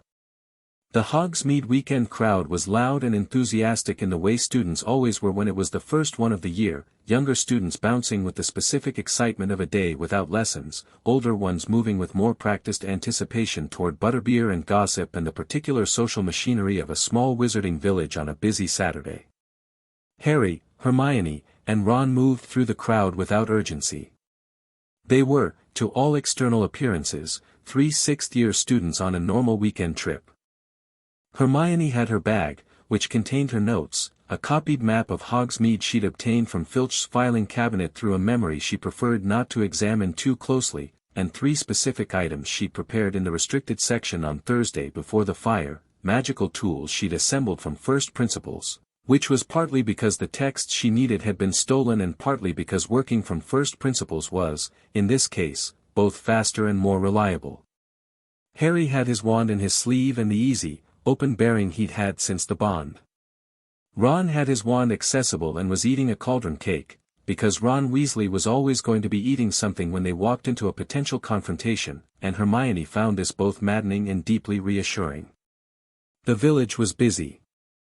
High Street was full, Zonkos, Honeydukes, the post office, the 3 broomsticks with its windows already fogged from the warmth inside. They moved through it, not stopping, heading east, the old part of the village where the buildings were lower and the streets narrower and the magical signature of the place was older and quieter and had more depth to it. Eastern Foundation, Harry said quietly, checking the map Hermione had passed to him. The crossing of the old ways is this street and the one below it, she said, equally quiet. There should be a building here that predates the village proper. The original settlement structure. What they found, at the intersection of 2 streets so narrow they were almost alleys, was a building that appeared at first to be a storage unit attached to the back of a tea shop, but which, when Hermione pressed her hand flat to the wall, responded with a warmth that had nothing to do with temperature and everything to do with age. "This is it," she said. The door was invisible. Not hidden by a complicated charm, it had simply been built into the stonework in a way that made it architecturally present but visually continuous with the wall, the kind of concealment that relied not on magic but on nobody thinking to look. Hermione found the edge of it by feel, and Harry pressed his palm flat beside hers, and the blood seal the civic record had mentioned activated with the particular surety of a lock recognizing the right key. Not just the right key. Both keys. Simultaneously. The door opened inward with the slow deliberate weight of something that had been waiting a very long time and was now, at last, moving again. The chamber beyond was, she paused at the threshold, and she had done enough reading in the last 2 weeks that she thought she was prepared for most things, but the chamber stopped her for a moment because it was beautiful in a way she hadn't expected. Not ornate, not the Baroque magnificence of parts of Hogwarts, not designed for impression. It was a working space, a thinking space, a room where 2 people had once sat down and built something important. Low vaulted ceiling, stone walls, 2 desks still facing each other from opposite sides of the room, and between them, on a plinth of plain stone in the center, a book. Not a spectacular book. A working one. The leather cover was dark with handling, the pages worn at the edges. It had the look of something that had been used, really used, not preserved for posterity but consulted and added to and argued with. The compact. The original document. Harry crossed to it before she did, because the bond had its own navigational intelligence and it pulled him toward the plinth without her needing to direct him, and she followed, and they stood over it together and she felt from him through the bond something that had no good name, something between grief and recognition and a deep, structural rightness, like a building settling onto its foundations. She opened it. The first pages were in the original hands, 2 different scripts, she could tell immediately, one precise and rounded and the other slanting and rapid, arguing with each other in the margins as much as complementing each other in the main text. She'd read enough Old English and archaic magical notation in the last decade of her education to manage the language, and she started reading, fast, skimming for the structure first before going back for detail. The intermediate stages, Harry said, from beside her. He was reading with her, following her eye. He was worried about those. Read the 3rd section.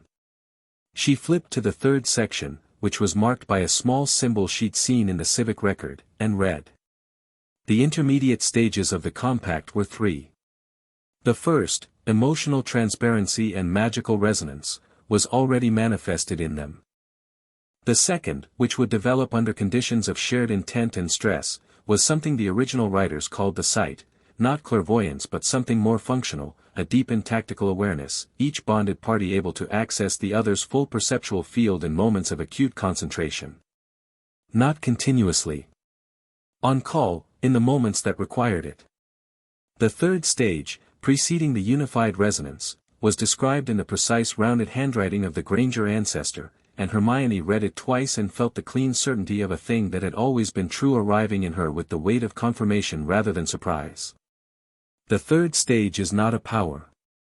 It is an alignment. When both parties have met themselves fully, without the performance of what the world has required them to be, the bond will complete the circuit. Not through any action or ritual or deliberate magic.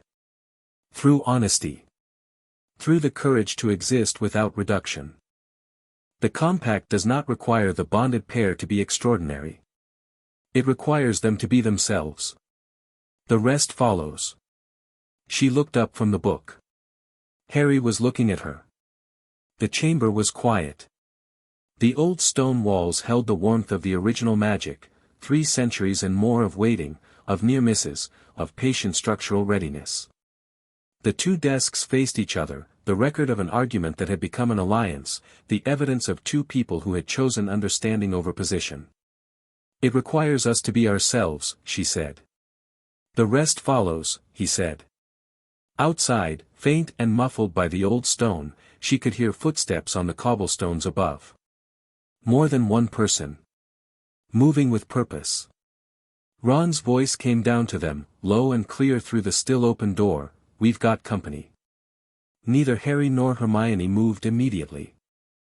They looked at each other across the plinth with the compact open between them, and the bond was not an alarm and not a warning, it was simply present, warm and certain and absolutely sure.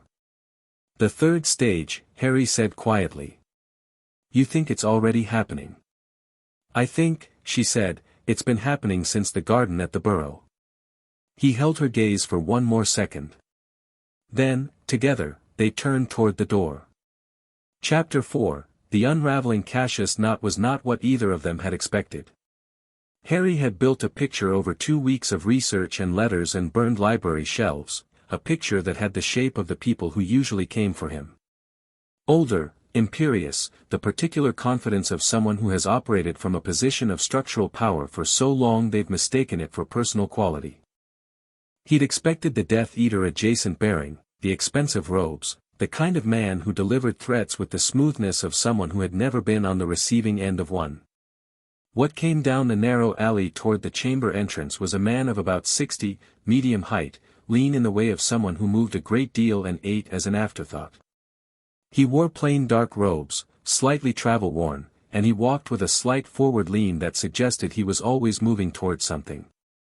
His face was intelligent and tired and carrying something that Harry, in the first moment of seeing it, recognized with an uncomfortable accuracy, the look of a person who has spent years being right about something that nobody else believed and has paid for it in ways that didn't show on the surface.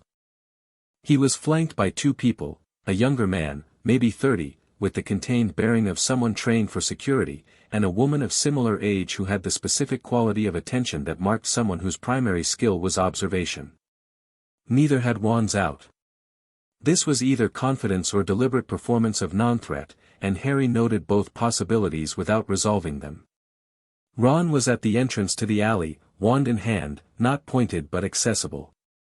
He met Harry's eyes when Harry came through the chamber door and gave a slight shake of his head. They came from the High Street side, not hidden, not running. Not stopped 10 feet away and looked at Harry and Hermione with an expression that was difficult to read precisely because it was not performing anything. No menace, no magnanimity, no false warmth. He was simply, looking. Assessing. The way a scientist looks at a result they've been waiting 20 years to see, and the result is both what they predicted and more complicated than they expected. "You opened it," he said. His voice was low and measured, with the precision of someone who chose words as specific instruments. "Yes," Harry said. "How much did you read?" "Enough," Hermione said. Not looked at her for a moment with something that was almost respect. "Miss Granger. Your family's handwriting is in that book. Did you know?" "I read it," she said. "I recognized the script from my grandfather's letters." "Yes." Not nodded slowly. He seemed to make a decision, something shifted in his bearing, the slight forward lean becoming more pronounced, a man choosing to move toward rather than around. "I sent you the first letter," he said. "I want you to understand that." The warning was genuine. "And the fire?" Harry said. A brief pause. The fire was Vance. She exceeded her instructions. Her instructions being what, exactly? To restrict your access to specific materials. Not to destroy them. The tiredness in Knott's face deepened. "She has been removed from her position." "By you," Harry said. "Not Dumbledore. You." "I have a certain reach," Knott said, without particular pride. Dumbledore would have been slower and more procedural. Harry was watching him carefully, feeling the bond at the edge of his awareness, not Hermione's reaction specifically, but the quality of her attention, which was running at full speed, cataloging and cross-referencing everything Knott said against everything she knew. Through that channel he could sense the outline of her assessment forming, and it was complex in the way that honest assessments always are. This man was not a straightforward villain, and she knew it, and the knowing of it was making her more careful rather than more sympathetic. "You wanted 20 minutes, Harry said. You have them. Say what you came to say." Knott looked at him for a moment with something that might have been surprise at the directness and then decided to match it. He reached into his robe and withdrew a slim folder, the kind of archival folder that Hermione used for primary documents, and held it out. Harry didn't take it immediately. "The 1512 record," Not said. "What I described in the letter. I want you to read it, but I'm not going to withhold it from you as leverage. I'm giving it to you because you need the information regardless of what you decide, and because using information as leverage against people who have a right to it is something the Ordo has always done and he stopped. It's something I've tried to be better than." Hermione stepped forward and took the folder. She opened it and began reading immediately, standing there in the alley, and Harry kept his attention on Not while she read. "What is it you actually want?" Harry asked. "Time," Not said. "Controlled development. Supervision by someone who understands the mechanics. By you. By people I trust, ideally including myself, yes." Mr. Potter, he used the name without the weight people usually put into it, without the reverence or the challenge. Just a name. "I understand why you are looking at me the way you are. I am aware of the Ordo's history. I am aware that the suppression operations were," he seemed to search for the word and reject several candidates before settling on, "unacceptable. The 1887 operation in particular. The 1756 one." His jaw tightened. "I have spent a significant portion of my academic career arguing that the suppression approach was wrong, and I have the correspondence to prove it, and none of that retroactively undoes what was done."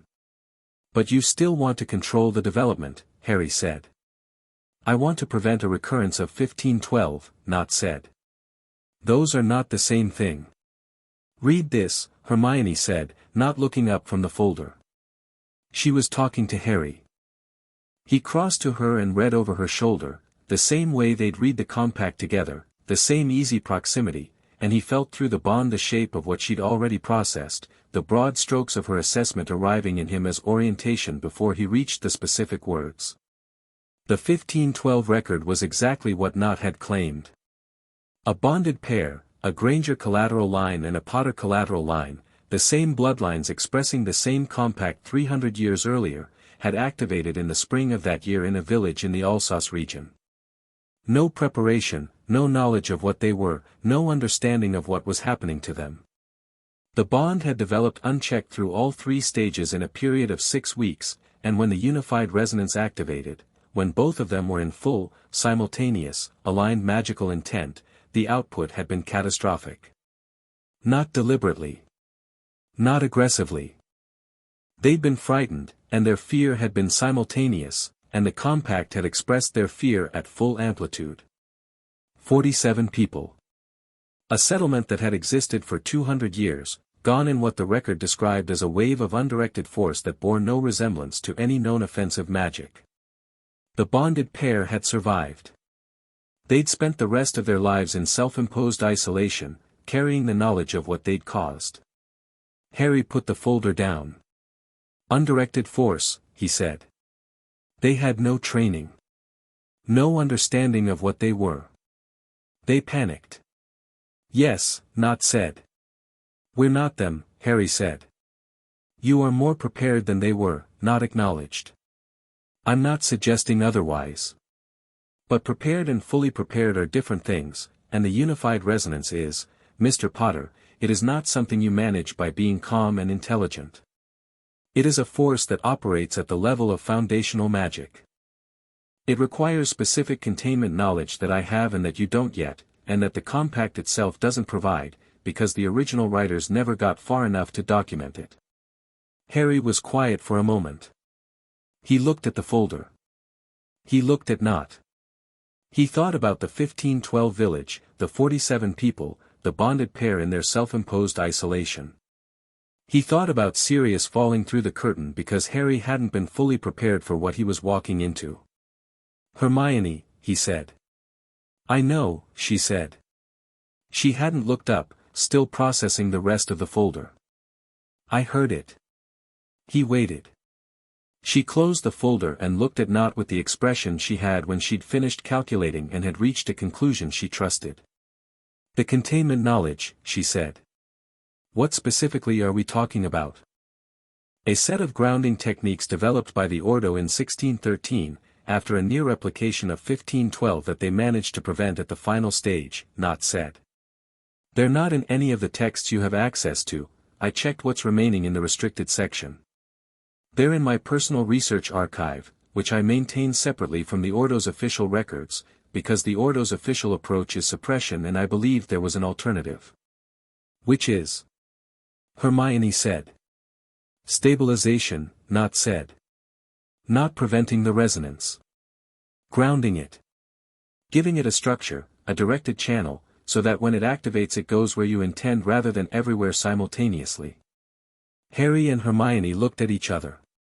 The bond, in this moment, did something it had not done before, not quite the sight the compact described, not fully the second stage, but something at the edge of it. He caught, for a brief moment, her perception of the situation overlapping with his own, her assessment and his arriving simultaneously and pointing in the same direction. Not because they'd communicated it. Because they'd reached it together through the same process, through the same values, through the same willingness to take the 1512 record seriously. They needed what not had. Not because they were afraid. Because they were competent, and competent people take relevant information seriously. We'll hear your stabilization techniques, Harry said. We're not agreeing to supervision. We're not agreeing to a managed timeline. We are agreeing to receive information that we'll then evaluate and apply according to our own judgment. Not studied him. And if your judgment differs from mine on a specific point? Then we'll disagree, Harry said, and we'll tell you so, and we'll explain why, and you can make your case. That's what reasonable people do. It's not something the Ordo has historically been good at, but I'm willing to try it with you if you are. Another long look. Then something in Nott's bearing shifted, not softening exactly, more a structural adjustment, the way a building settles when a load is redistributed. That's a more generous position than I expected, he said. We're trying to be better than the people who came before us, Hermione said. On both sides. Nott looked at her for a moment, and what was in his expression was complex and tired and genuine. Your ancestor would have said something similar, he said. I've read her correspondence. She argued against the first suppression in 1703 and lost, and spent the rest of her life disagreeing about it through official channels. She was right. She was always right. He paused. The Ordo has a great deal to answer for. Yes, Hermione said. It does. Right, Ron said from the mouth of the alley, with the tone of someone who has been standing in the cold for 20 minutes and is cautiously optimistic about what he's witnessing but would like some resolution. So are we done threatening each other? Because I've still got half a cauldron cake. Harry felt something that was almost laughter, and from Hermione's direction something identical arrived a half-second later. Nott looked at Ron with genuine puzzlement and then back at Harry. Is he always? Yes, Harry said. He's also the person who identified the bond from theoretical knowledge before Hermione had finished her first morning of research, so don't underestimate him. Ron looked moderately pleased with this. They spent an hour in the Three Broomsticks with Nott, who was an extraordinary source when he was being cooperative and was, it became clear, being genuinely cooperative. The stabilization techniques he described were specific, learnable, and made structural sense in the context of what Hermione already knew about the compact's mechanics. He also told them, with the particular honesty of a man who has decided to change direction and is committed to the change, what the Ordo's current membership looked like and what moves they might make now that Vance had failed and the chamber had been opened. The news there was less comfortable. The Ordo had 6 active members beyond Nott, and 2 of them were significantly less interested in the stabilization approach than Nott was. They'd been watching for the activation for years, as Nott had, and their response to confirmation of it was not philosophical argument, it was contingency planning of the kind that had produced the 1756 and 1887 operations. These were people who had made peace with causing harm in service of what they believed was prevention of greater harm, and they were, by Nott's account, both capable and motivated. How long before they move? Hermione asked. 2 weeks, possibly 3, Nott said. They'll be watching to see what I do first. I have seniority in the Ordo and they'll give me that time to either manage the situation or," he paused. "To confirm that I've changed position. When they understand the latter, they'll move independently. And they don't need the chamber or the blood seal," Harry said. "No. Their approach doesn't require access to the compact itself. They'll target the bond directly." "The 1756 technique," Hermione said. "Magical redirection. That's the one they favor, yes. It's the most comprehensive and the hardest to reverse." Nott looked at his hands for a moment. "I want to be very clear. I am telling you this because I am opposed to it and because you need to be prepared. Not as a threat. As information." "We understand," Harry said. He did. The situation was clarifying in a way that was uncomfortable and clarifying at the same time. It was good to know the specific shape of what was coming, even when the shape was unpleasant. He'd learned that in the garden with Hermione. The anger that has a shape is better than the anger that doesn't. They left Nott at the 3 broomsticks at 1:30, with an agreement to correspond, a set of notes on the stabilization techniques that Hermione had written out with the speed of someone who transcribes faster than most people talk, and the particular atmosphere of a negotiation that had gone better than expected and produced a result that neither side had anticipated. Walking back up the high street, Ron said, "I did not expect to like him." "I don't think I like him," Hermione said carefully. "I think I respect him, which is different." "What do you think, Harry?" Ron said. Harry considered this honestly. "I think he's done harm and knows it and is trying to account for it without the comfort of thinking he can undo it. Which is," he thought about Sirius. About the Department of Mysteries. About accountability that arrives too late to be clean. Which is something I understand. I don't trust him yet. But I think his information is genuine." "The stabilization techniques," Hermione said. "I want to test them." "Tonight?" Ron said. "This week," she said. "We have 2 weeks before the Ordo's independent faction moves. We need the stabilization grounding in place before then." "What does that involve?" Harry said. She glanced at him with the expression she had when she was about to describe something complex and was already editing it for delivery. "Paired practice. Specific exercises designed to build a controlled channel for the resonance." According to Nott's notes, the techniques work by essentially training the bond to have a preferred direction. Like building a riverbed before the river arrives, so when the water comes it goes where you've prepared rather than everywhere. "Paired practice," Harry said. "Yes. The 2 of us. That is what paired implies, yes." Ron made a sound that was diplomatically neutral. Harry looked at Hermione and she looked back at him with the particular composure of someone who is very aware of a thing and has decided that awareness is not the same as complication. "Right," Harry said. "This week." The train home from Hogsmeade was noisy and ordinary in the way that followed extraordinary things, the specific unreality of going back to buttoned-up school life after the kind of morning they'd had. Other students talked about butterbeer and upcoming matches and a new range of products in Zonkos, and Harry sat in a compartment with Ron and Hermione and felt the strangeness of it, how completely the visible surface of the day resembled an ordinary Hogsmeade trip and how far from ordinary it had been. Hermione was transcribing her notes. Ron was eating. Harry was looking out the window and turning the day over, examining it. The 1512 record sat in his mind with the weight of real things. He was not dismissing it, was not performing unconcern about it. 47 people. He understood the magnitude. He also understood, with the clean certainty of someone who had spent the morning reading the original compact and feeling what it actually was, not a weapon, not a dangerous thing to be managed, but a structure, an argument made permanent, an act of profound intelligence by 2 people who had chosen to build rather than fight, that the 1512 failure was not an argument against the compact. It was an argument for preparation. And he was going to be prepared. They both were. That was not arrogance. It was simply what they were going to do. The second stage of the bond manifested that night.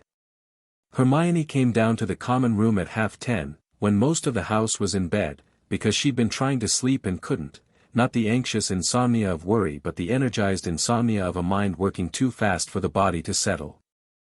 Harry was already there, sitting in the chair by the fire with a book open on his knee that he wasn't reading, and they looked at each other across the empty common room with the recognition of two people who have had the same thought at the same time. "You couldn't sleep either," she said. "No." She sat down across from him and pulled her notes into her lap, and they worked in the easy comfortable quiet that they'd been working in for years, which was different now in ways that were difficult to articulate because the difference was primarily one of quality rather than kind. More real. More specific. Like the difference between knowing someone is in a room and being able to feel them breathe. She was working through the stabilization notes, trying to understand the mechanics deeply enough to teach them, because that was how she learned, by preparing to explain. Harry was thinking, in the way he did, three-dimensionally, about the Ordo's independent faction and what specifically they could do. She could feel the quality of his thinking beside her, the spatial tactical quality that processed threats differently from how she processed them, and she was aware, not for the first time, that having his perspective available to her was something she'd been missing her entire life without knowing it was missing. "Question," Harry said, without looking up. "Yes. If the Ordo moves in 2 weeks and we're not ready, what's the worst case?" "Define worst case," she said. "They attempt the redirection. What does it look like in practice?" She'd thought about this. From the 1756 record, the technique requires close physical proximity and a sustained casting of approximately 90 seconds. It's not a single spell, it's a series of precise magical interventions that have to be performed in sequence. Which means it requires either a moment of vulnerability or a significant magical advantage. Neither of which they're going to find easily, Harry said. "No," she agreed. "But they'll look for one. The question is what form the vulnerability looks like." "Voldemort," Harry said. She looked up. "Not as an ally," he said. "Voldemort creates situations that are dangerous for us. That's the vulnerability the Ordo will look for, a moment when we're already under threat from Voldemort's side, when our attention is on survival rather than protection from a secondary threat." She stared at him. "They'd use Voldemort as cover. Or find a moment of cross-threat and step into it." He looked at her steadily. "It's what I'd do. If I were them and I needed a window." "That's a sophisticated reading," she said. "It's a straightforward one, if you've grown up in a castle full of moving threats." He turned back to his book. "We need to be thinking about both at once. Voldemort's timeline and theirs." She wrote this down in her notes, and then sat with it for a moment, and then said, "Harry." "The site," she said. "It's starting, isn't it?" He went still. "That's what that was," she said. "Reading the situation in the alley before we'd spoken. On the train, when I solved the transfiguration problem from your angle. What just happened, your perspective orienting mine on the Ordo's strategy." She was building the picture as she spoke, rapidly, the evidence assembling itself with the easy speed of familiar methodology. "We're into the second stage." He set down the book. "How long before the third?" "It depends on us," she said. The compact was clear about it. The third stage isn't triggered by time or events. It's triggered by, she stopped. Looked at the fire for a moment. By being ourselves.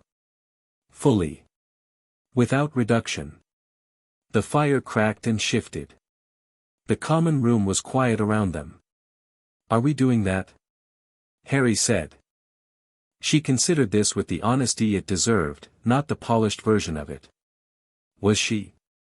She thought about all the years of making herself smaller, of prefacing her most certain statements with "I think," of pulling back from conclusions she'd already reached because someone else hadn't reached them yet, of performing uncertainty as social currency.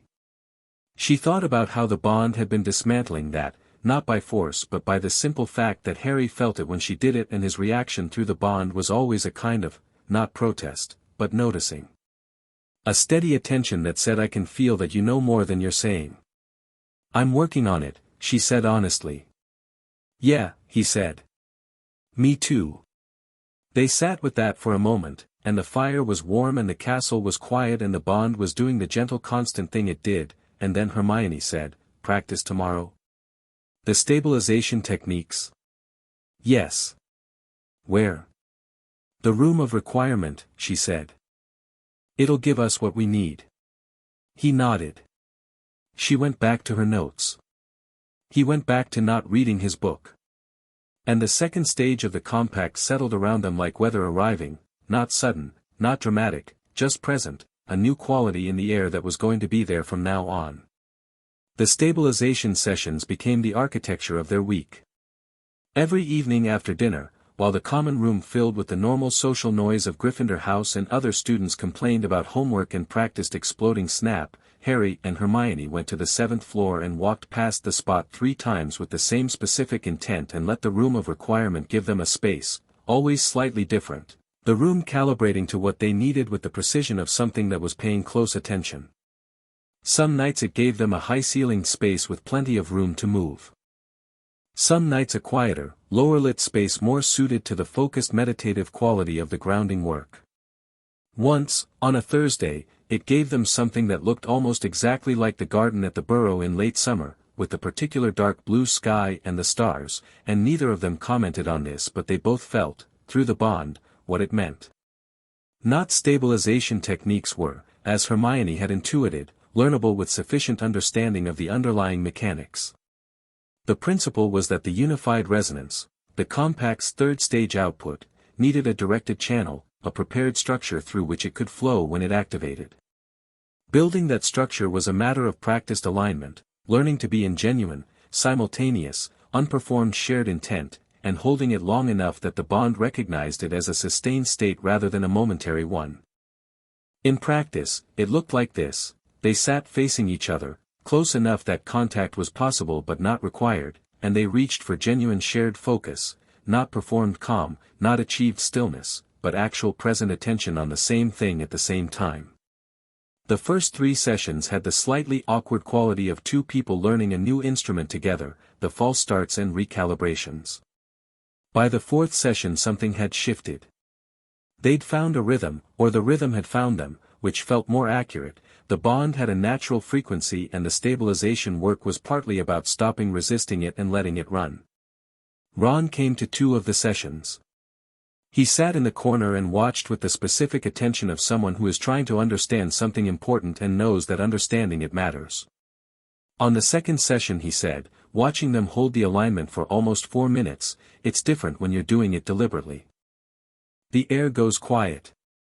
What do you mean? Harry said. Like before a spell lands. The air goes quiet and then something happens. Ron looked at him. Except in this case nothing visible happens. But the quiet is bigger. Hermione wrote this down immediately and found it consistent with Knott's notes on the preliminary resonance signatures. The quiet Ron described was the ambient magical environment responding to the combined signature. The bond's output at sustained alignment was already, even without the resonance, detectable by a sensitive observer. This was useful information and slightly alarming information simultaneously. We're already broadcasting, she said. The Ordo will know, Harry said. If they have instruments sensitive enough. Not has instruments sensitive enough, she said. Which means whoever is monitoring from the independent faction does too. 2 weeks, Ron said. Less, maybe, Harry said. If they're tracking the development in real time and they see the second stage manifest and the stabilization beginning, they'll know we're moving faster than they'd prefer. He was right. He was frequently right about threat timelines in a way that she'd learned to take seriously as information rather than alarm, because his instincts for this particular kind of calculation were better than hers. It was one of the things the bond had made legible, the different kinds of intelligence at work, the different angles of competence, and the value of both rather than the comparison of one against the other. Dumbledore called them both to his office on Wednesday of the second week. Not just Harry this time. Both of them, together, which represented a shift in his approach that Hermione noted with the precise attention she brought to changes in established patterns. The gargoyle admitted them together.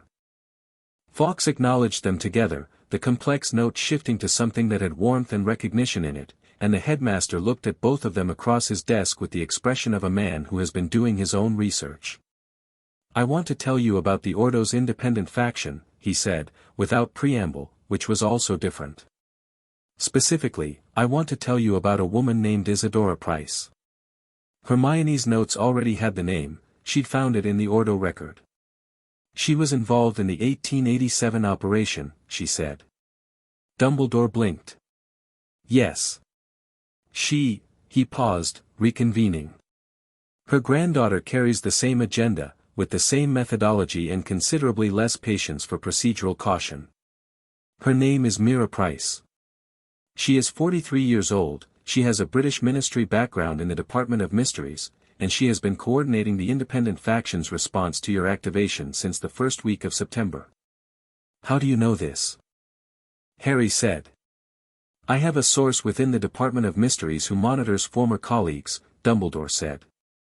"The source is reliable." "How long have you known about Price?" Harry said. "Since September 8, Dumbledore said, meeting Harry's gaze steadily. "For days after I spoke to you." Harry held his gaze without expression.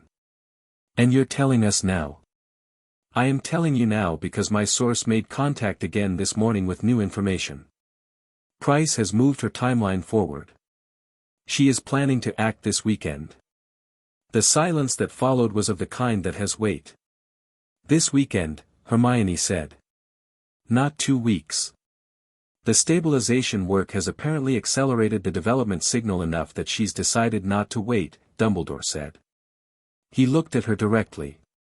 "She's afraid of the stabilization. An unstabilized resonance is dangerous to everyone. A stabilized one is dangerous specifically to people who want to stand against you." "Good," Harry said, with the simple flatness that had been in his voice since the alley. Dumbledore looked at him for a moment. "I want to help," he said.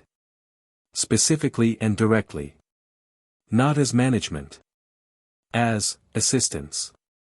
I would like your permission to place wards on specific areas of the school that I believe Price will use as entry points, and I would like to have Order members positioned in Hogsmeade this weekend as a secondary measure." Harry looked at Hermione. She gave him a small nod. "Do the wards," Harry said. "But the Order members stay visible. Not hidden. I want Price to see them when she arrives and know that we're not improvising." Dumbledore considered this. "You want her to understand the level of preparation." "I want her to make an informed decision about whether to proceed," Harry said.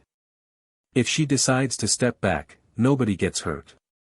If she decides to proceed anyway, then she's made that choice with full information, and whatever follows is on her." Something moved through Dumbledore's expression that Hermione couldn't quite name. It arrived quickly and departed quickly and left behind a quality that was simply and genuinely respectful. Not the performed respect of someone managing a useful asset. The actual thing. "Very well," he said. They were crossing the corridor outside the gargoyle, heading back toward Gryffindor, when Harry stopped walking. Hermione stopped too.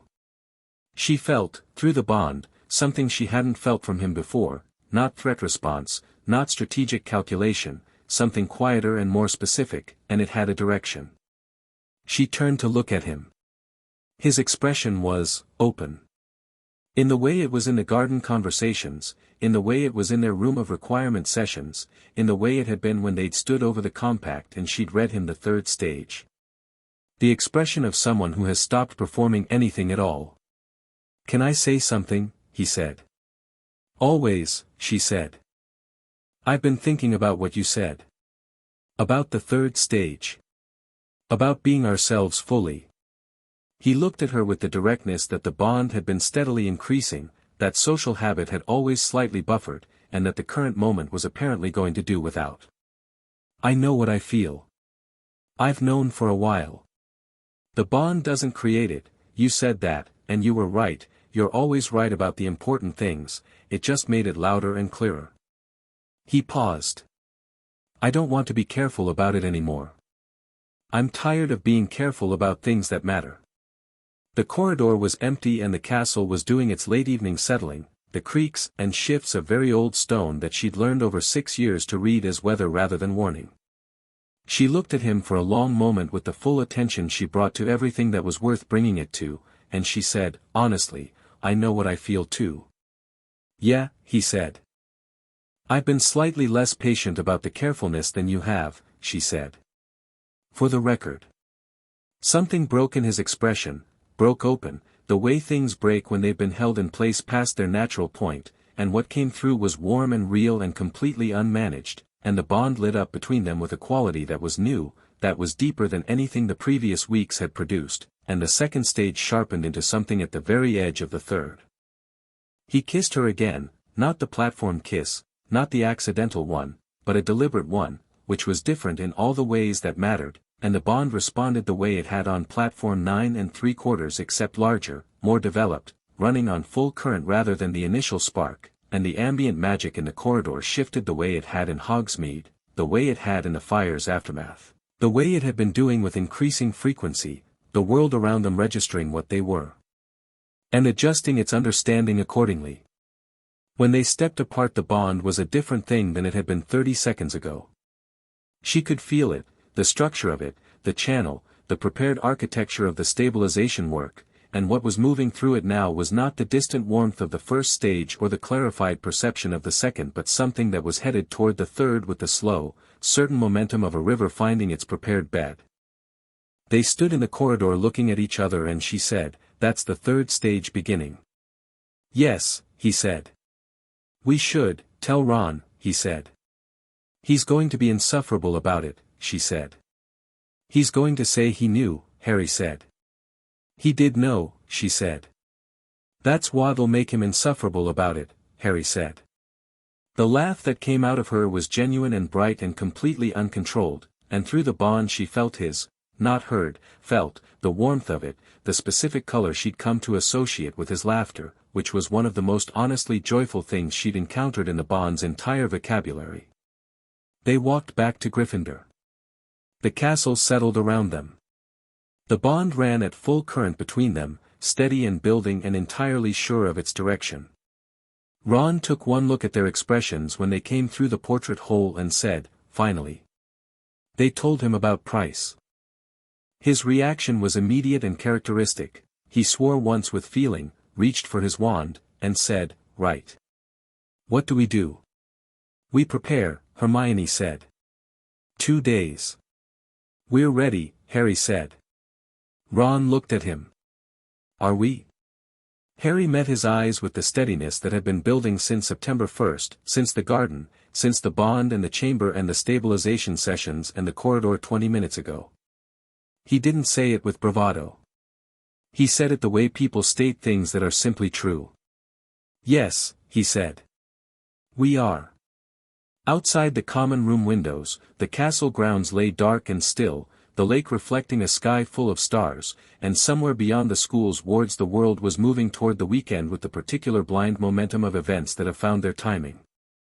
But inside Gryffindor Tower, in the warm light of the common room, 3 friends sat and planned with the quiet competence of people who knew exactly what they were, what they could do, and what they were prepared to defend. And the bond between Harry and Hermione ran deep and steady and pointed forward, a river in its prepared bed, gathering power with every passing hour. It was ready. So were they. Chapter 5, The Compact Holds. The weekend arrived with fog. It rolled in off the lake Friday night and sat over the grounds through Saturday morning, thick and white in clothes, turning the familiar landscape into something that felt actively designed, the kind of fog that doesn't just obscure but transforms, makes edges uncertain, makes distances impossible to read. Harry stood at the common room window at 6 in the morning and looked at it for a long moment. Through the bond, Hermione was already awake. He could feel the quality of her attention, focused and running at speed, which meant she'd been awake for a while and was working, probably had been since 5. He didn't reach for the specific content of it, just registered the warmth and the direction and let it orient him the way it had been orienting him for weeks. He got dressed, pocketed his wand, and went downstairs. She was at the corner table with her notes and a cup of tea that was still steaming, which meant she'd been here long enough to get the tea but not long enough to forget to drink it. She looked up when he came down and her expression had the quality it had in the room of requirement, fully present, fully honest, the social editing largely gone. They'd been getting better at that, both of them, and the corridor conversation 3 nights ago had accelerated it considerably. "Price arrived in Hogsmeade last night," she said. He stopped. "How do you know?" "Dumbledore sent a message."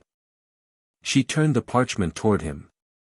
It was brief, 3 lines, Dumbledore's careful script, delivered through a house elf at 4 in the morning.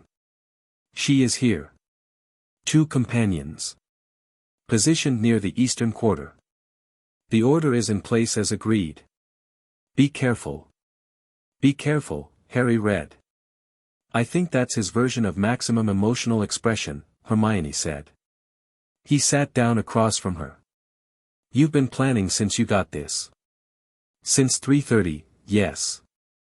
She turned her notebook to face him. The page was dense with her handwriting, the rapid shorthand she used when her thoughts were moving fast, nearly illegible to anyone but herself, but he'd been learning to read it. "The eastern quarter is where the chamber entrance is. She'll either be planning to draw us out or planning to use the chamber's location as a staging point. If she knows about the blood seal, she knows she can't get in, but she can use the narrow alleys as a controlled space for the 1756 technique. Close quarters, limited escape routes. She wants us in a confined space," Harry said. "Or she wants to create a confined space around us. The fog helps her." Hermione tapped her pen against the notebook. "The technique requires 90 seconds of sustained casting. That's not something you do in open space if you can help it, too many variables, too easy for the targets to move. She needs stillness and proximity. So we don't give her stillness," Harry said. "The opposite." She looked at him. "We bring her to us. Somewhere we choose. Somewhere we've prepared." He thought about this. "The chamber." "The chamber," she confirmed. "We open the door. We're inside. The space is defined, yes, but it's defined in our favor. We have the blood seal, we can close the door behind us, and more importantly," she paused. "The chamber is where the compact was written. I've been thinking about this since last night. The original magic of that space, 300 years of the compact's dormant power, accumulated in the stone, the desks, the book. The bond responds to that environment. We felt it when we walked in." "You think the chamber amplifies us," Harry said. "I think it aligns us," she corrected. "There's a difference. Amplification is just more power. Alignment is power moving in precisely the right direction." She met his eyes. "And not stabilization work, all the sessions this week, if the 3rd stage completes while we're in that chamber, with that alignment, with the prepared channel, the resonance goes where we direct it," Harry said. "Exactly where we direct it," she said. "Not everywhere. Not like 1512. He looked at her for a moment with the full, honest attention that the bond had been building him toward since September 1st. The fog was white and thick beyond the windows and the common room was empty and warm, and she was looking back at him with the expression that had no social editing in it whatsoever, the one that was simply her, the most competent and honest person he had ever known, presenting herself without reduction. "What's the risk?" he said, because she'd calculated it and he wanted to hear it. "The main risk is that the 3rd stage completing under pressure, with an active threat present, produces a resonance that's emotionally colored by the threat," she said. "If we're frightened or angry when it activates, the channel we've built needs to be strong enough to hold that emotional content and direct it rather than being overwhelmed by it." She paused. "The stabilization sessions have been building exactly that strength. But they've been building it under calm conditions. And we won't be calm," Harry said. "We won't need to be," she said. "Calm isn't the point. The channel doesn't care what the emotion is. It cares whether the intent is genuine and aligned. Which it will be. He picked up his tea, found it had gone cold, drank it anyway. Ron's going to want to be there. Ron should be outside, she said. I've been thinking about his role. The Order members Dumbledore positioned are visible deterrents. They'll make Price think carefully about the cost of escalation. Ron is better deployed as the person who knows exactly what's happening inside and can coordinate between the two fronts if it goes sideways. He won't like being outside. He won't like it and he'll do it anyway, she said, with the confidence of someone who knows who their friends are. Because he understands that the inside work is specifically ours and the outside management is specifically his, and he's good at his specifically. Harry nodded. Then he said, the third stage completing, when do you think it happens? She was quiet for a moment. The particular quality of the quiet was something he recognized now, not hesitation, not uncertainty, but the beat she took when she was going to say something she'd been thinking for a while and had decided to say fully. I think it happens when we stop thinking about it happening, she said. The compact said it requires us to be ourselves without reduction. The stabilization work creates the channel. But the trigger is, she looked at him. It's going to be a moment when we're fully present and not thinking about the compact at all. When we're just, in it. Whatever it is. Fully. He held her gaze. Through the bond the warmth ran at the particular depth it had reached since the corridor conversation, deep and structural and entirely real. Yeah, he said. I think you're right. I usually am, she said, and the corner of her mouth moved. He felt the laugh come through the bond before he actually laughed. She felt it too. And the morning, fog-thick and full of what was coming, felt for a moment exactly like itself, exactly what it was, without performance or dread or any of the managed distance he'd spent years maintaining between himself and the things that mattered. Ron took the news about Price with characteristic efficiency. Right, he said, pulling on his robes with one hand and reaching for the last of his breakfast with the other. So we're going to Hogsmeade today specifically to fight. Hopefully not fight, Hermione said. Confront. On our terms. When has confrontation ever stayed as confrontation? Ron said, which was fair. He looked at Harry. You're going in the chamber. Yes. And I'm outside. You're coordinating, Harry said. The Order members need someone who knows the full picture and can respond to how the situation develops. That's you. Ron chewed his toast thoughtfully. Hermione had explained it to him 20 minutes ago, but Harry understood that hearing the reasoning directly from Harry mattered in a different way. They'd been friends long enough that the precise channel of trust had its specific mechanics, and some things needed to come from Harry specifically. Ron looked at him with the frank, uncomplicated regard of someone who has decided to be equal to what's being asked of him. The fog's going to complicate the Order's positions, Ron said. Visibility's maybe 10 meters out there. If Price's people split up we won't know until they're already inside whatever perimeter Dumbledore's set. Harry had already thought about this.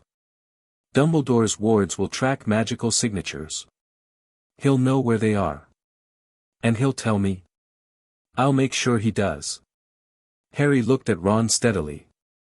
You're the connection point between what's happening in the chamber and what's happening outside. That's not a lesser role. If something comes at us from the outside while we're occupied inside, you're the reason we don't get blindsided. Ron was quiet for a moment. Then he said, you know, when I read about soul bonds at age 12 in my mum's books I really did not picture anything like this. What did you picture? Hermione said. Romantic, mostly. Hearts and flowers. Two people in a garden somewhere. He waved his toast vaguely.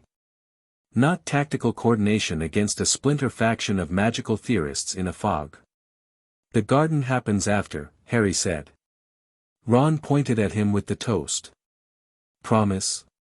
Promise, Harry said.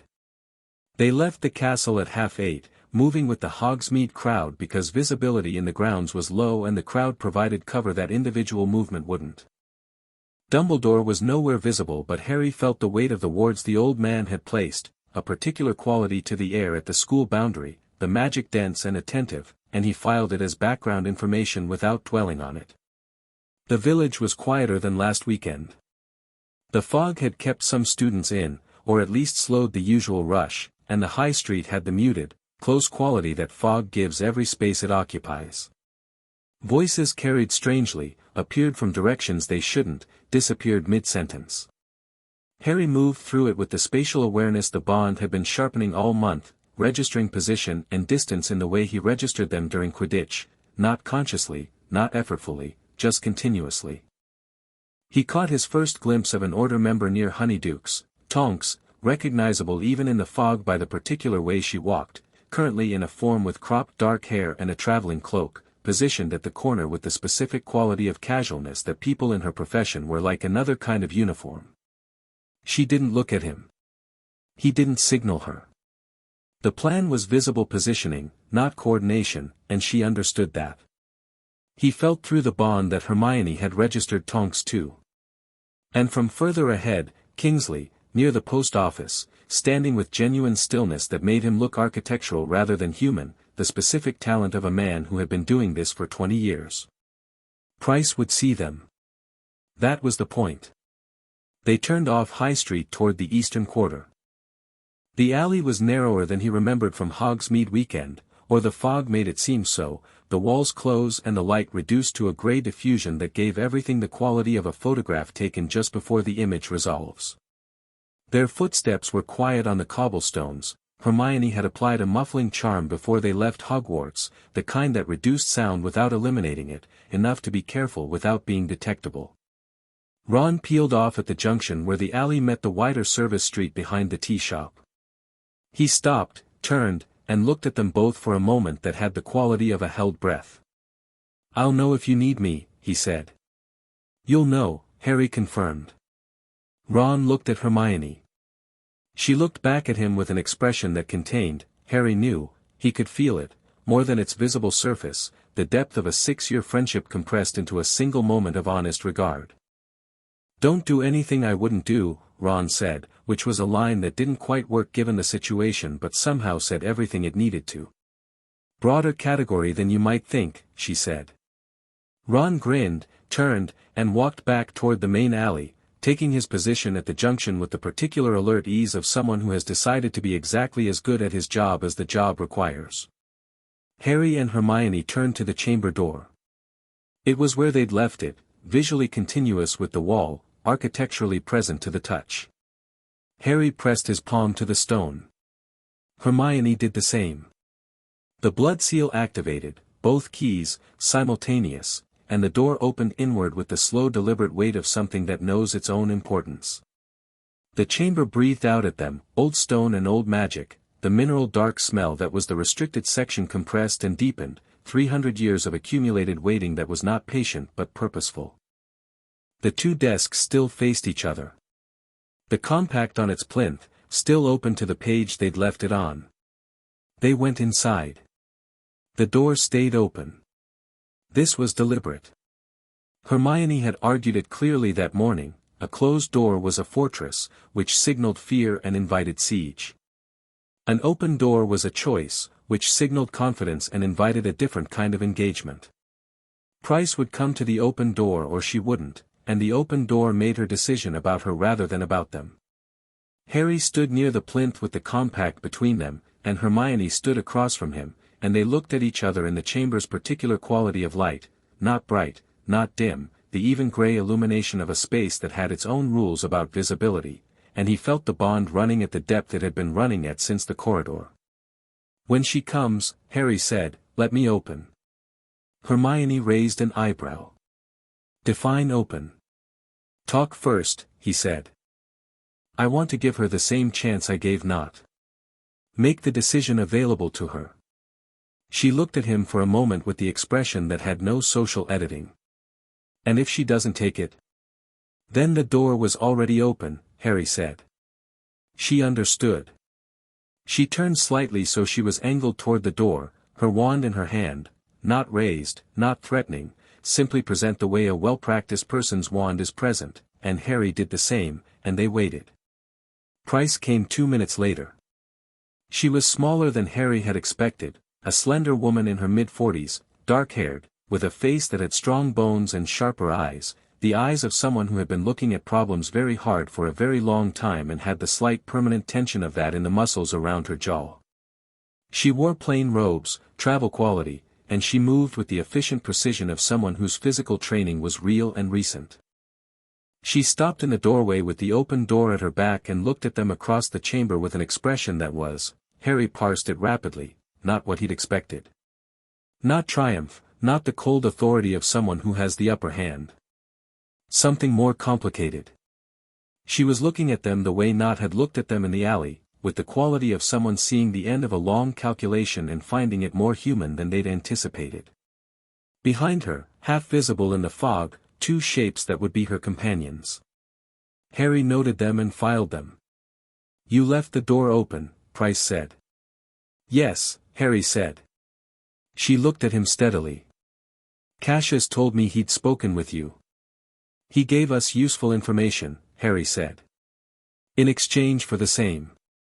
"He's changed position," she said. It wasn't a question. "He has," Harry said. "You don't have to." Something shifted in her expression, quick and complex. "You're offering me the same out you offered him." "I'm offering you the same information we offered him," Harry said. "The 1512 record. We've read it. We understand the risk.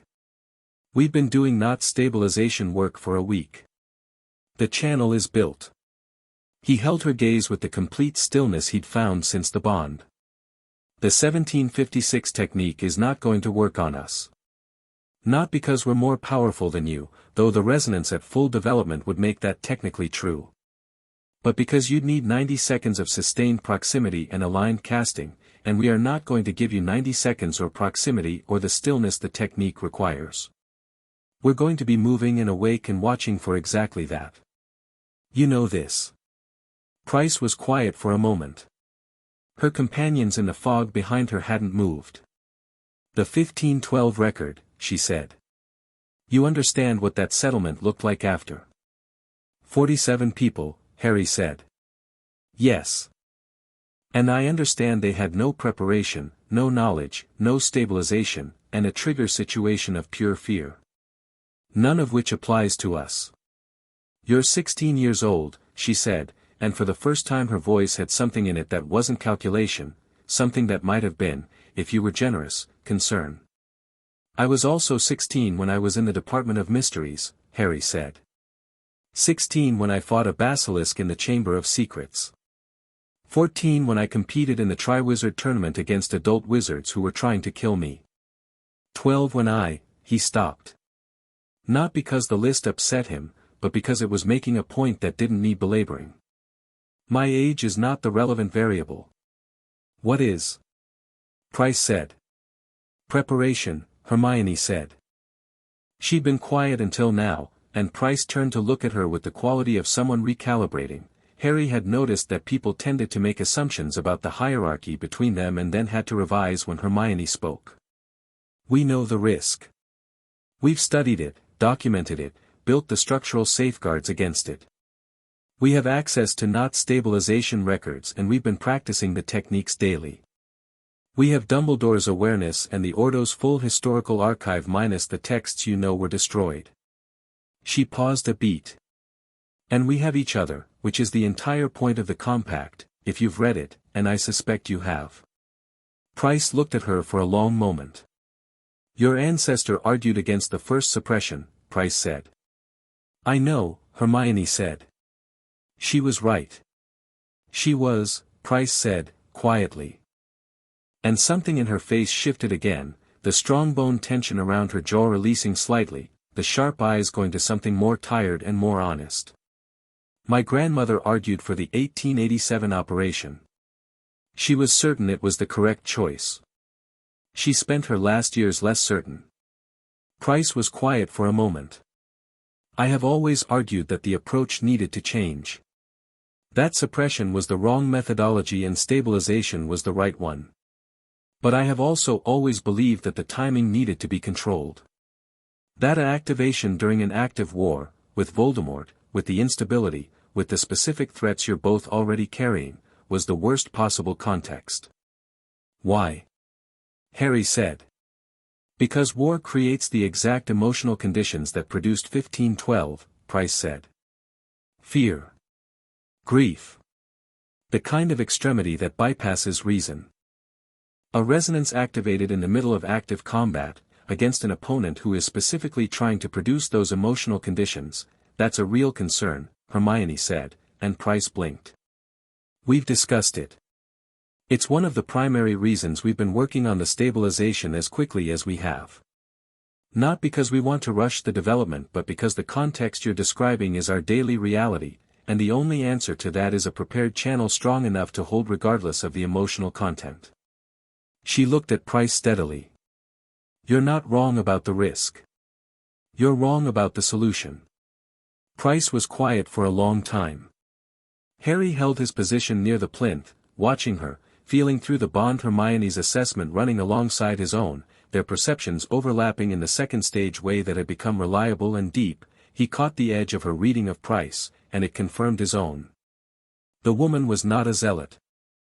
She was not like the description Nott had given of her grandmother, the cold certainty of someone who had made peace with causing harm.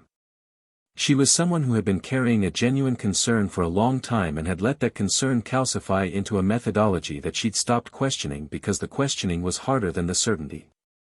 She reminded him, slightly, of Dumbledore. The companions outside, Harry said. Are they here to support you or to constrain you? Price looked at him sharply. What?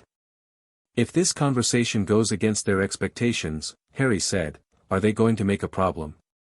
A pause. Something shifted in Price's expression, the specific shift of a question that has found a bruise. Aldous is mine, she said carefully. Fun has his own loyalties. Fun is the problem, Hermione said, and Harry felt through the bond the sight flickering, her perception and his, briefly overlapping, both landing on the same reading of what Price's careful answer had contained. Price's jaw tightened. Fun believes this conversation should not be happening. Fun is going to try to interrupt it, Harry said. Two things happened at once. The first was that Ron's voice came clearly from the alley outside, not shouting, not panicked, but sharp and precise, the voice of someone dealing with a problem that has gone from potential to actual. Harry, we've got movement. The second was that the fog at the chamber doorway thickened, then moved, and a man came through it fast with his wand already raised and a casting motion already in progress. And the spell he was casting was not a simple one, Harry felt it arrive in his perception before it fully formed, the sight giving him a half-second's edge, and he stepped left and pulled Hermione with him by pure instinct, the spell passing between them and shattering against the chamber wall with a sound like cracking glass. Stone fragments. The wall behind the plinth had a long, black-edged crack in it. The man in the doorway, Fun, had to be, early 40s, the contained bearing of someone who had trained specifically for this and had been waiting for the moment to use it, was already repositioning, and his expression was not anger and not fear but the specific flat determination of someone who has made a decision they believe is correct and is committing to it fully. Price said, Fun, stop, and Fun said, without looking at her, you've lost your nerve, Mira, and cast again. Harry had his wand up before the second syllable and the shield that came out of him was not a standard protego, it was the layered version, the one that had first appeared in the library fire, the combination that Hermione's technical knowledge and his casting instinct had produced between them, and it caught the spell and held it and the chamber air crackled with the pressure of two significant pieces of magic meeting at close quarters. Hermione was already moving. Not behind him, beside him, the way they'd been in the stabilization sessions, the natural alignment finding itself without discussion, and she hit Fun with a binding jinx that was precise and fast and completely textbook except for the power behind it, which was not textbook at all, it was the bond, the shared magical current running at depth, and the binding jinx hit with the force of something considerably larger than a single caster's output. Fun went backward, bound, and hit the doorframe hard enough to be concussed, and he slid down it and landed in the fog outside and didn't move. The chamber went quiet. Price was staring at Hermione with her wand half-raised and an expression that had left complexity entirely and was simply, the expression of someone seeing something for the first time and understanding immediately what it means. The binding jinx had come off Hermione's wand with a quality that was fundamentally different from a single caster's magic. Price knew the theory. She'd been studying the compact her entire professional life. But theory and the actual fact of it, manifesting in a low-ceilinged stone chamber with old magic in the walls and two people standing side by side like architecture, these were different things. That wasn't a standard binding jinx, Price said. No, Hermione said. The bond is, Price stopped. You're already in the second stage. Yes, Harry said. Price lowered her wand. Not a dramatic gesture, a careful, deliberate one, the specific movement of someone making a choice with full awareness of what the choice means. She looked at the crack in the chamber wall where Finn's first spell had landed. She looked at the man in the doorframe. She looked at Harry and Hermione standing together in the chamber's particular light, beside the plinth with the compact open between them. I would like to withdraw, she said. My own opposition. Formally. There's a formal process. Harry said. Within the Ordo, yes. Not has the authority to witness it. She met his eyes. I was not wrong about the risks. But I have been wrong about my role relative to those risks. You're not a variable to be managed. I understood that about 30 seconds ago. The binding jinx, Hermione said.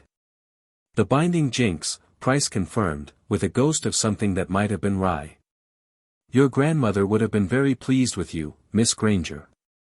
She argued for us for 300 years, Hermione said. The least I can do is be worth it. Outside, Ron's voice came again, closer this time. He'd moved up the alley. Everyone alive in there? Yes, Harry called back. Fun's out cold. We know. The Order members have the other one, Aldous. There was a brief thing near the tea shop. Is Aldous okay? He's fine, he's actually being very cooperative. I think he never wanted to be here. A pause. Tonks wants to know if she should come in. Harry looked at Price. Price looked at him. Yes, Price said. Tell Tonks I'll make a formal statement. Tell Tonks she can come in, Harry called. The footsteps in the alley. Ron appearing in the doorway first, taking in the cracked wall and Finn's unconscious form and Price's lowered wand and Harry and Hermione standing at the plinth with the expression of people who have done something large and come through the other side of it, and his expression doing several things before settling into something that was relief and pride and a slight exasperation that the whole thing had apparently been resolved while he was outside. Right, Ron said. Of course. Tonks came in behind him with her characteristic compact alertness, registered the room, registered Fun, looked at Harry with an eyebrow raised, and Harry said, he cast first. He always does, Tonks said, with the particular weary recognition of a professional who has encountered this kind of person before. They were in the chamber for another hour.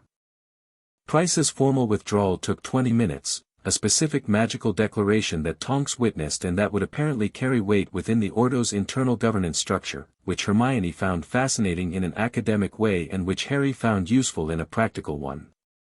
The declaration acknowledged the withdrawal of active opposition and committed the withdrawing party to non-interference, which was not the same as support but was considerably better than the alternative. During the remaining 40 minutes, while Tonks handled the practical elements of the situation, sending a message through her Patronus to Dumbledore, arranging for Fun to be collected by ministry officials she apparently had a specific contact for, dealing with Aldous who was indeed being extremely cooperative and had the bearing of a man who had never been comfortable with this particular assignment. Harry and Hermione and Ron sat near the two old desks and Price told them what she knew. It was, as Knott's information had been, significantly more than they expected. Price had been in the Department of Mysteries for 11 years and had spent a portion of that time studying the compact specifically, and the depth of her knowledge about its mechanics was second only to Knott's own research. She described the unified resonance with the precision of someone who had spent years analyzing the 1512 record, the specific conditions required, the emotional and magical alignment that would trigger it, the behavior of the output once triggered. Directed, it's extraordinary, she said. Undirected, it's indiscriminate. The stabilization work creates the direction. But the direction has to be genuinely chosen. The resonance reads intent at a foundational level. It can't be performed. You can't point it at a target you're not fully committed to. What does fully committed mean in practice? Hermione asked. It means both of you, simultaneously, with the full weight of everything you are, wanting the same specific outcome, Price said. Not approximately. Not mostly. The compact's original purpose was the expression of genuine shared intent by two people who had made a real choice about what they were building together. The resonance is the magical expression of that intention. It requires the real thing. Harry looked at Hermione across the desk that had been there since 1692, and she looked back at him, and the bond ran deep and steady and completely unambiguous. That's not going to be a problem, Harry said. Price looked at him and then at Hermione and then back at him and said, with something that was genuinely simple, no. I can see that. They walked back to the castle in the late afternoon, the fog having thinned to the point where the grounds were half visible, the lake appearing in glimpses between the white. Tonks had gone ahead with Fun and the formal records.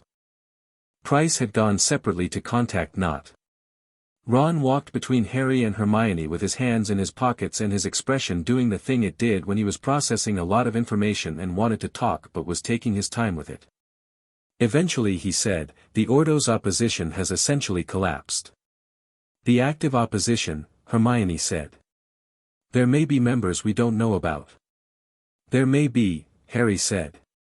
But the compact's formal record is now open, the stabilization is in place, Price and Knot are witnesses to both, and the methodology has shifted from suppression to stabilization within the official Ordo structure.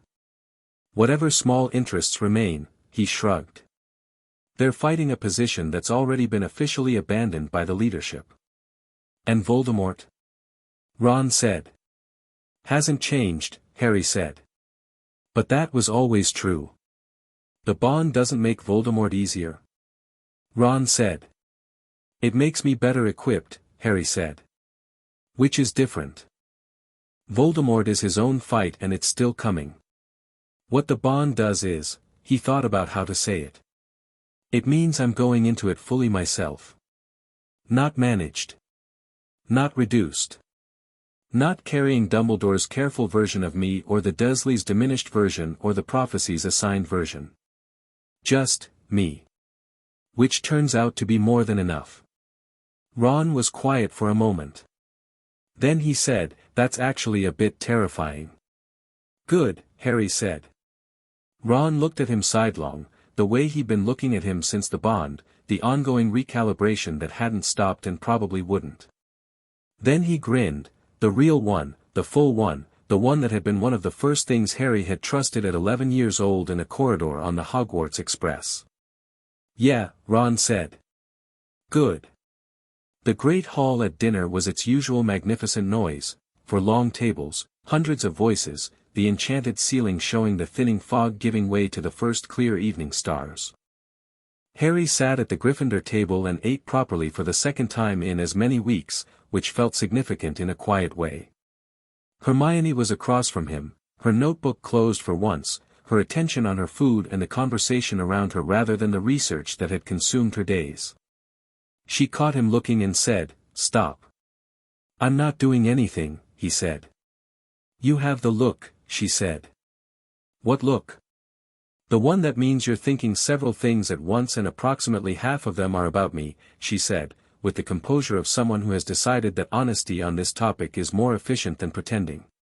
Half seems conservative, he said. Ron, from beside Harry, made a sound of profound suffering. I am trying to eat, he said. You're always eating, Hermione said. It's a continuous state. Don't use it as an excuse. This is going to be the whole year, isn't it, Ron said. Both of you, all year. It's going to be longer than the year, Harry said. I know, Ron said, with a sigh that contained multitudes. I know it is. Pass the peas. After dinner, when the hall was emptying and the evening settling into the comfortable particular quiet of a Saturday night at Hogwarts, Harry and Hermione walked up to the 7th floor. Not toward the common room, toward the room of requirement, which had become their space in the way things become your space when you've done real work in them, when the space has held something important. They went past the spot 3 times with a specific intent and the door appeared and they went inside. The room was the garden tonight.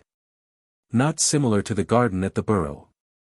Exactly the garden, the same table, the same fence post with the same lantern, the same deep blue sky with the Milky Way spread out above in the same particular spill. The tea was on the table, this time not going cold. The air was the late summer temperature that had been in that conversation weeks ago, warm and still.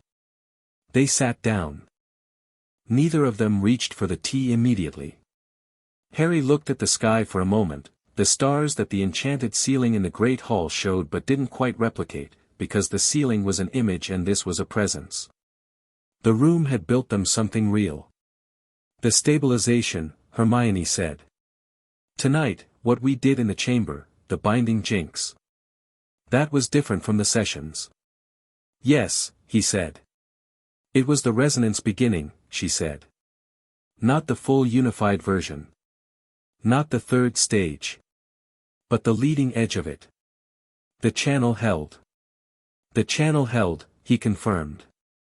She was quiet for a moment, looking at the stars. He felt through the bond the quality of her quiet, which was the specific peaceful quality of someone who has finished a very long piece of work and is allowing themselves the moment of completion before moving on to the next thing. Not satisfaction exactly, deeper than satisfaction, less self-congratulatory. The quality of rightness. Of a thing being what it should be. I've been thinking about what Price said, she said. The resonance reads intent at a foundational level. It can't be performed. Yes, he said. Which means it knows, she said. What does it know? She looked at him with the expression that had no editing in it. It knows that this is real, she said simply. Whatever we feel, whatever we are, the compact knows it's genuine. That's why it activated. That's why the channel held. That's why the 3rd stage is, she paused. That's why it's going to complete. When, he said. I told you this morning, she said.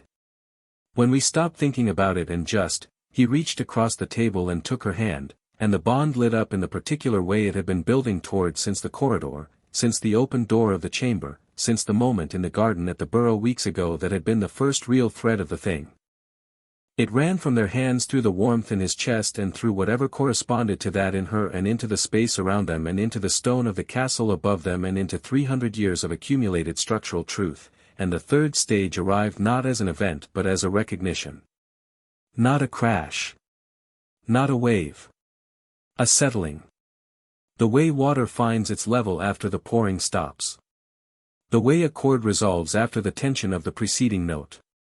The compact completed its circuit with the specific quality of a thing that has been waiting 3 centuries to be exactly this, and the room around them registered it, the lantern on the fence post brightened, the stars overhead sharpened, the air did the quiet thing that Ron had described, the pre-spell quiet, and then held it.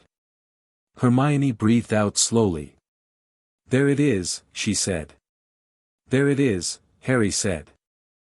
The unified resonance was present but contained, entirely, cleanly, directed by the channel they'd built, running in the prepared riverbed, potential rather than force, available rather than overwhelming. The stabilization had done exactly what Knott's techniques had promised. The power was there. It knew where it was going. It was waiting. It was not frightening. It was, his. Theirs. Exactly proportional to what they were and what they'd chosen, without reduction or addition. He looked at her across the table and she looked back at him and the bond ran between them at its full current, translucent and complete, and everything it was transmitting from her direction was the exact same thing he was feeling and had been feeling since that moment on platform 9 3/4 when something cracked and the actual world stepped through. The compact holds, she said. Yes, he said. Even with everything coming. Especially with everything coming, he said. She held his gaze for a moment. Then she picked up her tea, found it was perfectly the right temperature, and drank it with the straightforward satisfaction of a person for whom things being correct is not a small pleasure. He watched her and felt the warmth and the depth and the absolute realness of it and thought about the years ahead, Voldemort, the war, everything the prophecy had pointed toward, the shape of what was coming. He thought about it with the clarity that had been building since September 1st, since the garden, since the bond, since every session and every letter and every moment of choosing not to manage what was real. He wasn't afraid. Not the performed version of not afraid, not the suppressed version. Genuinely. The fear had been replaced not by confidence exactly, by presence. The full and undiminished weight of who he was, what he was capable of, and who was sitting across the table from him, drinking her tea in a room that had built them a garden because it knew what they needed. He reached for his own cup. Outside the room, the castle breathed around them in its ancient way, the settlings and creaks, the magic in the walls, the thousands of students in their dormitories, the portraits in their frames, the ghosts in their corridors, and Dumbledore in his tower with his instruments and his extraordinary mind and his real love for the people he was trying to protect, even when that protection looked like management. Outside the castle, the grounds lay still under the clearing sky, and Hogsmeade was quiet in its autumn fog, and somewhere in the wider world Voldemort was moving toward whatever he was building toward, and the war that was coming was real and large and would require everything. Harry Potter and Hermione Granger sat in a garden that a magical room had built for them, in a castle that was 3,000 years old, carrying a bond that was 300 years in the making, and drank their tea. The compact held. It would keep holding.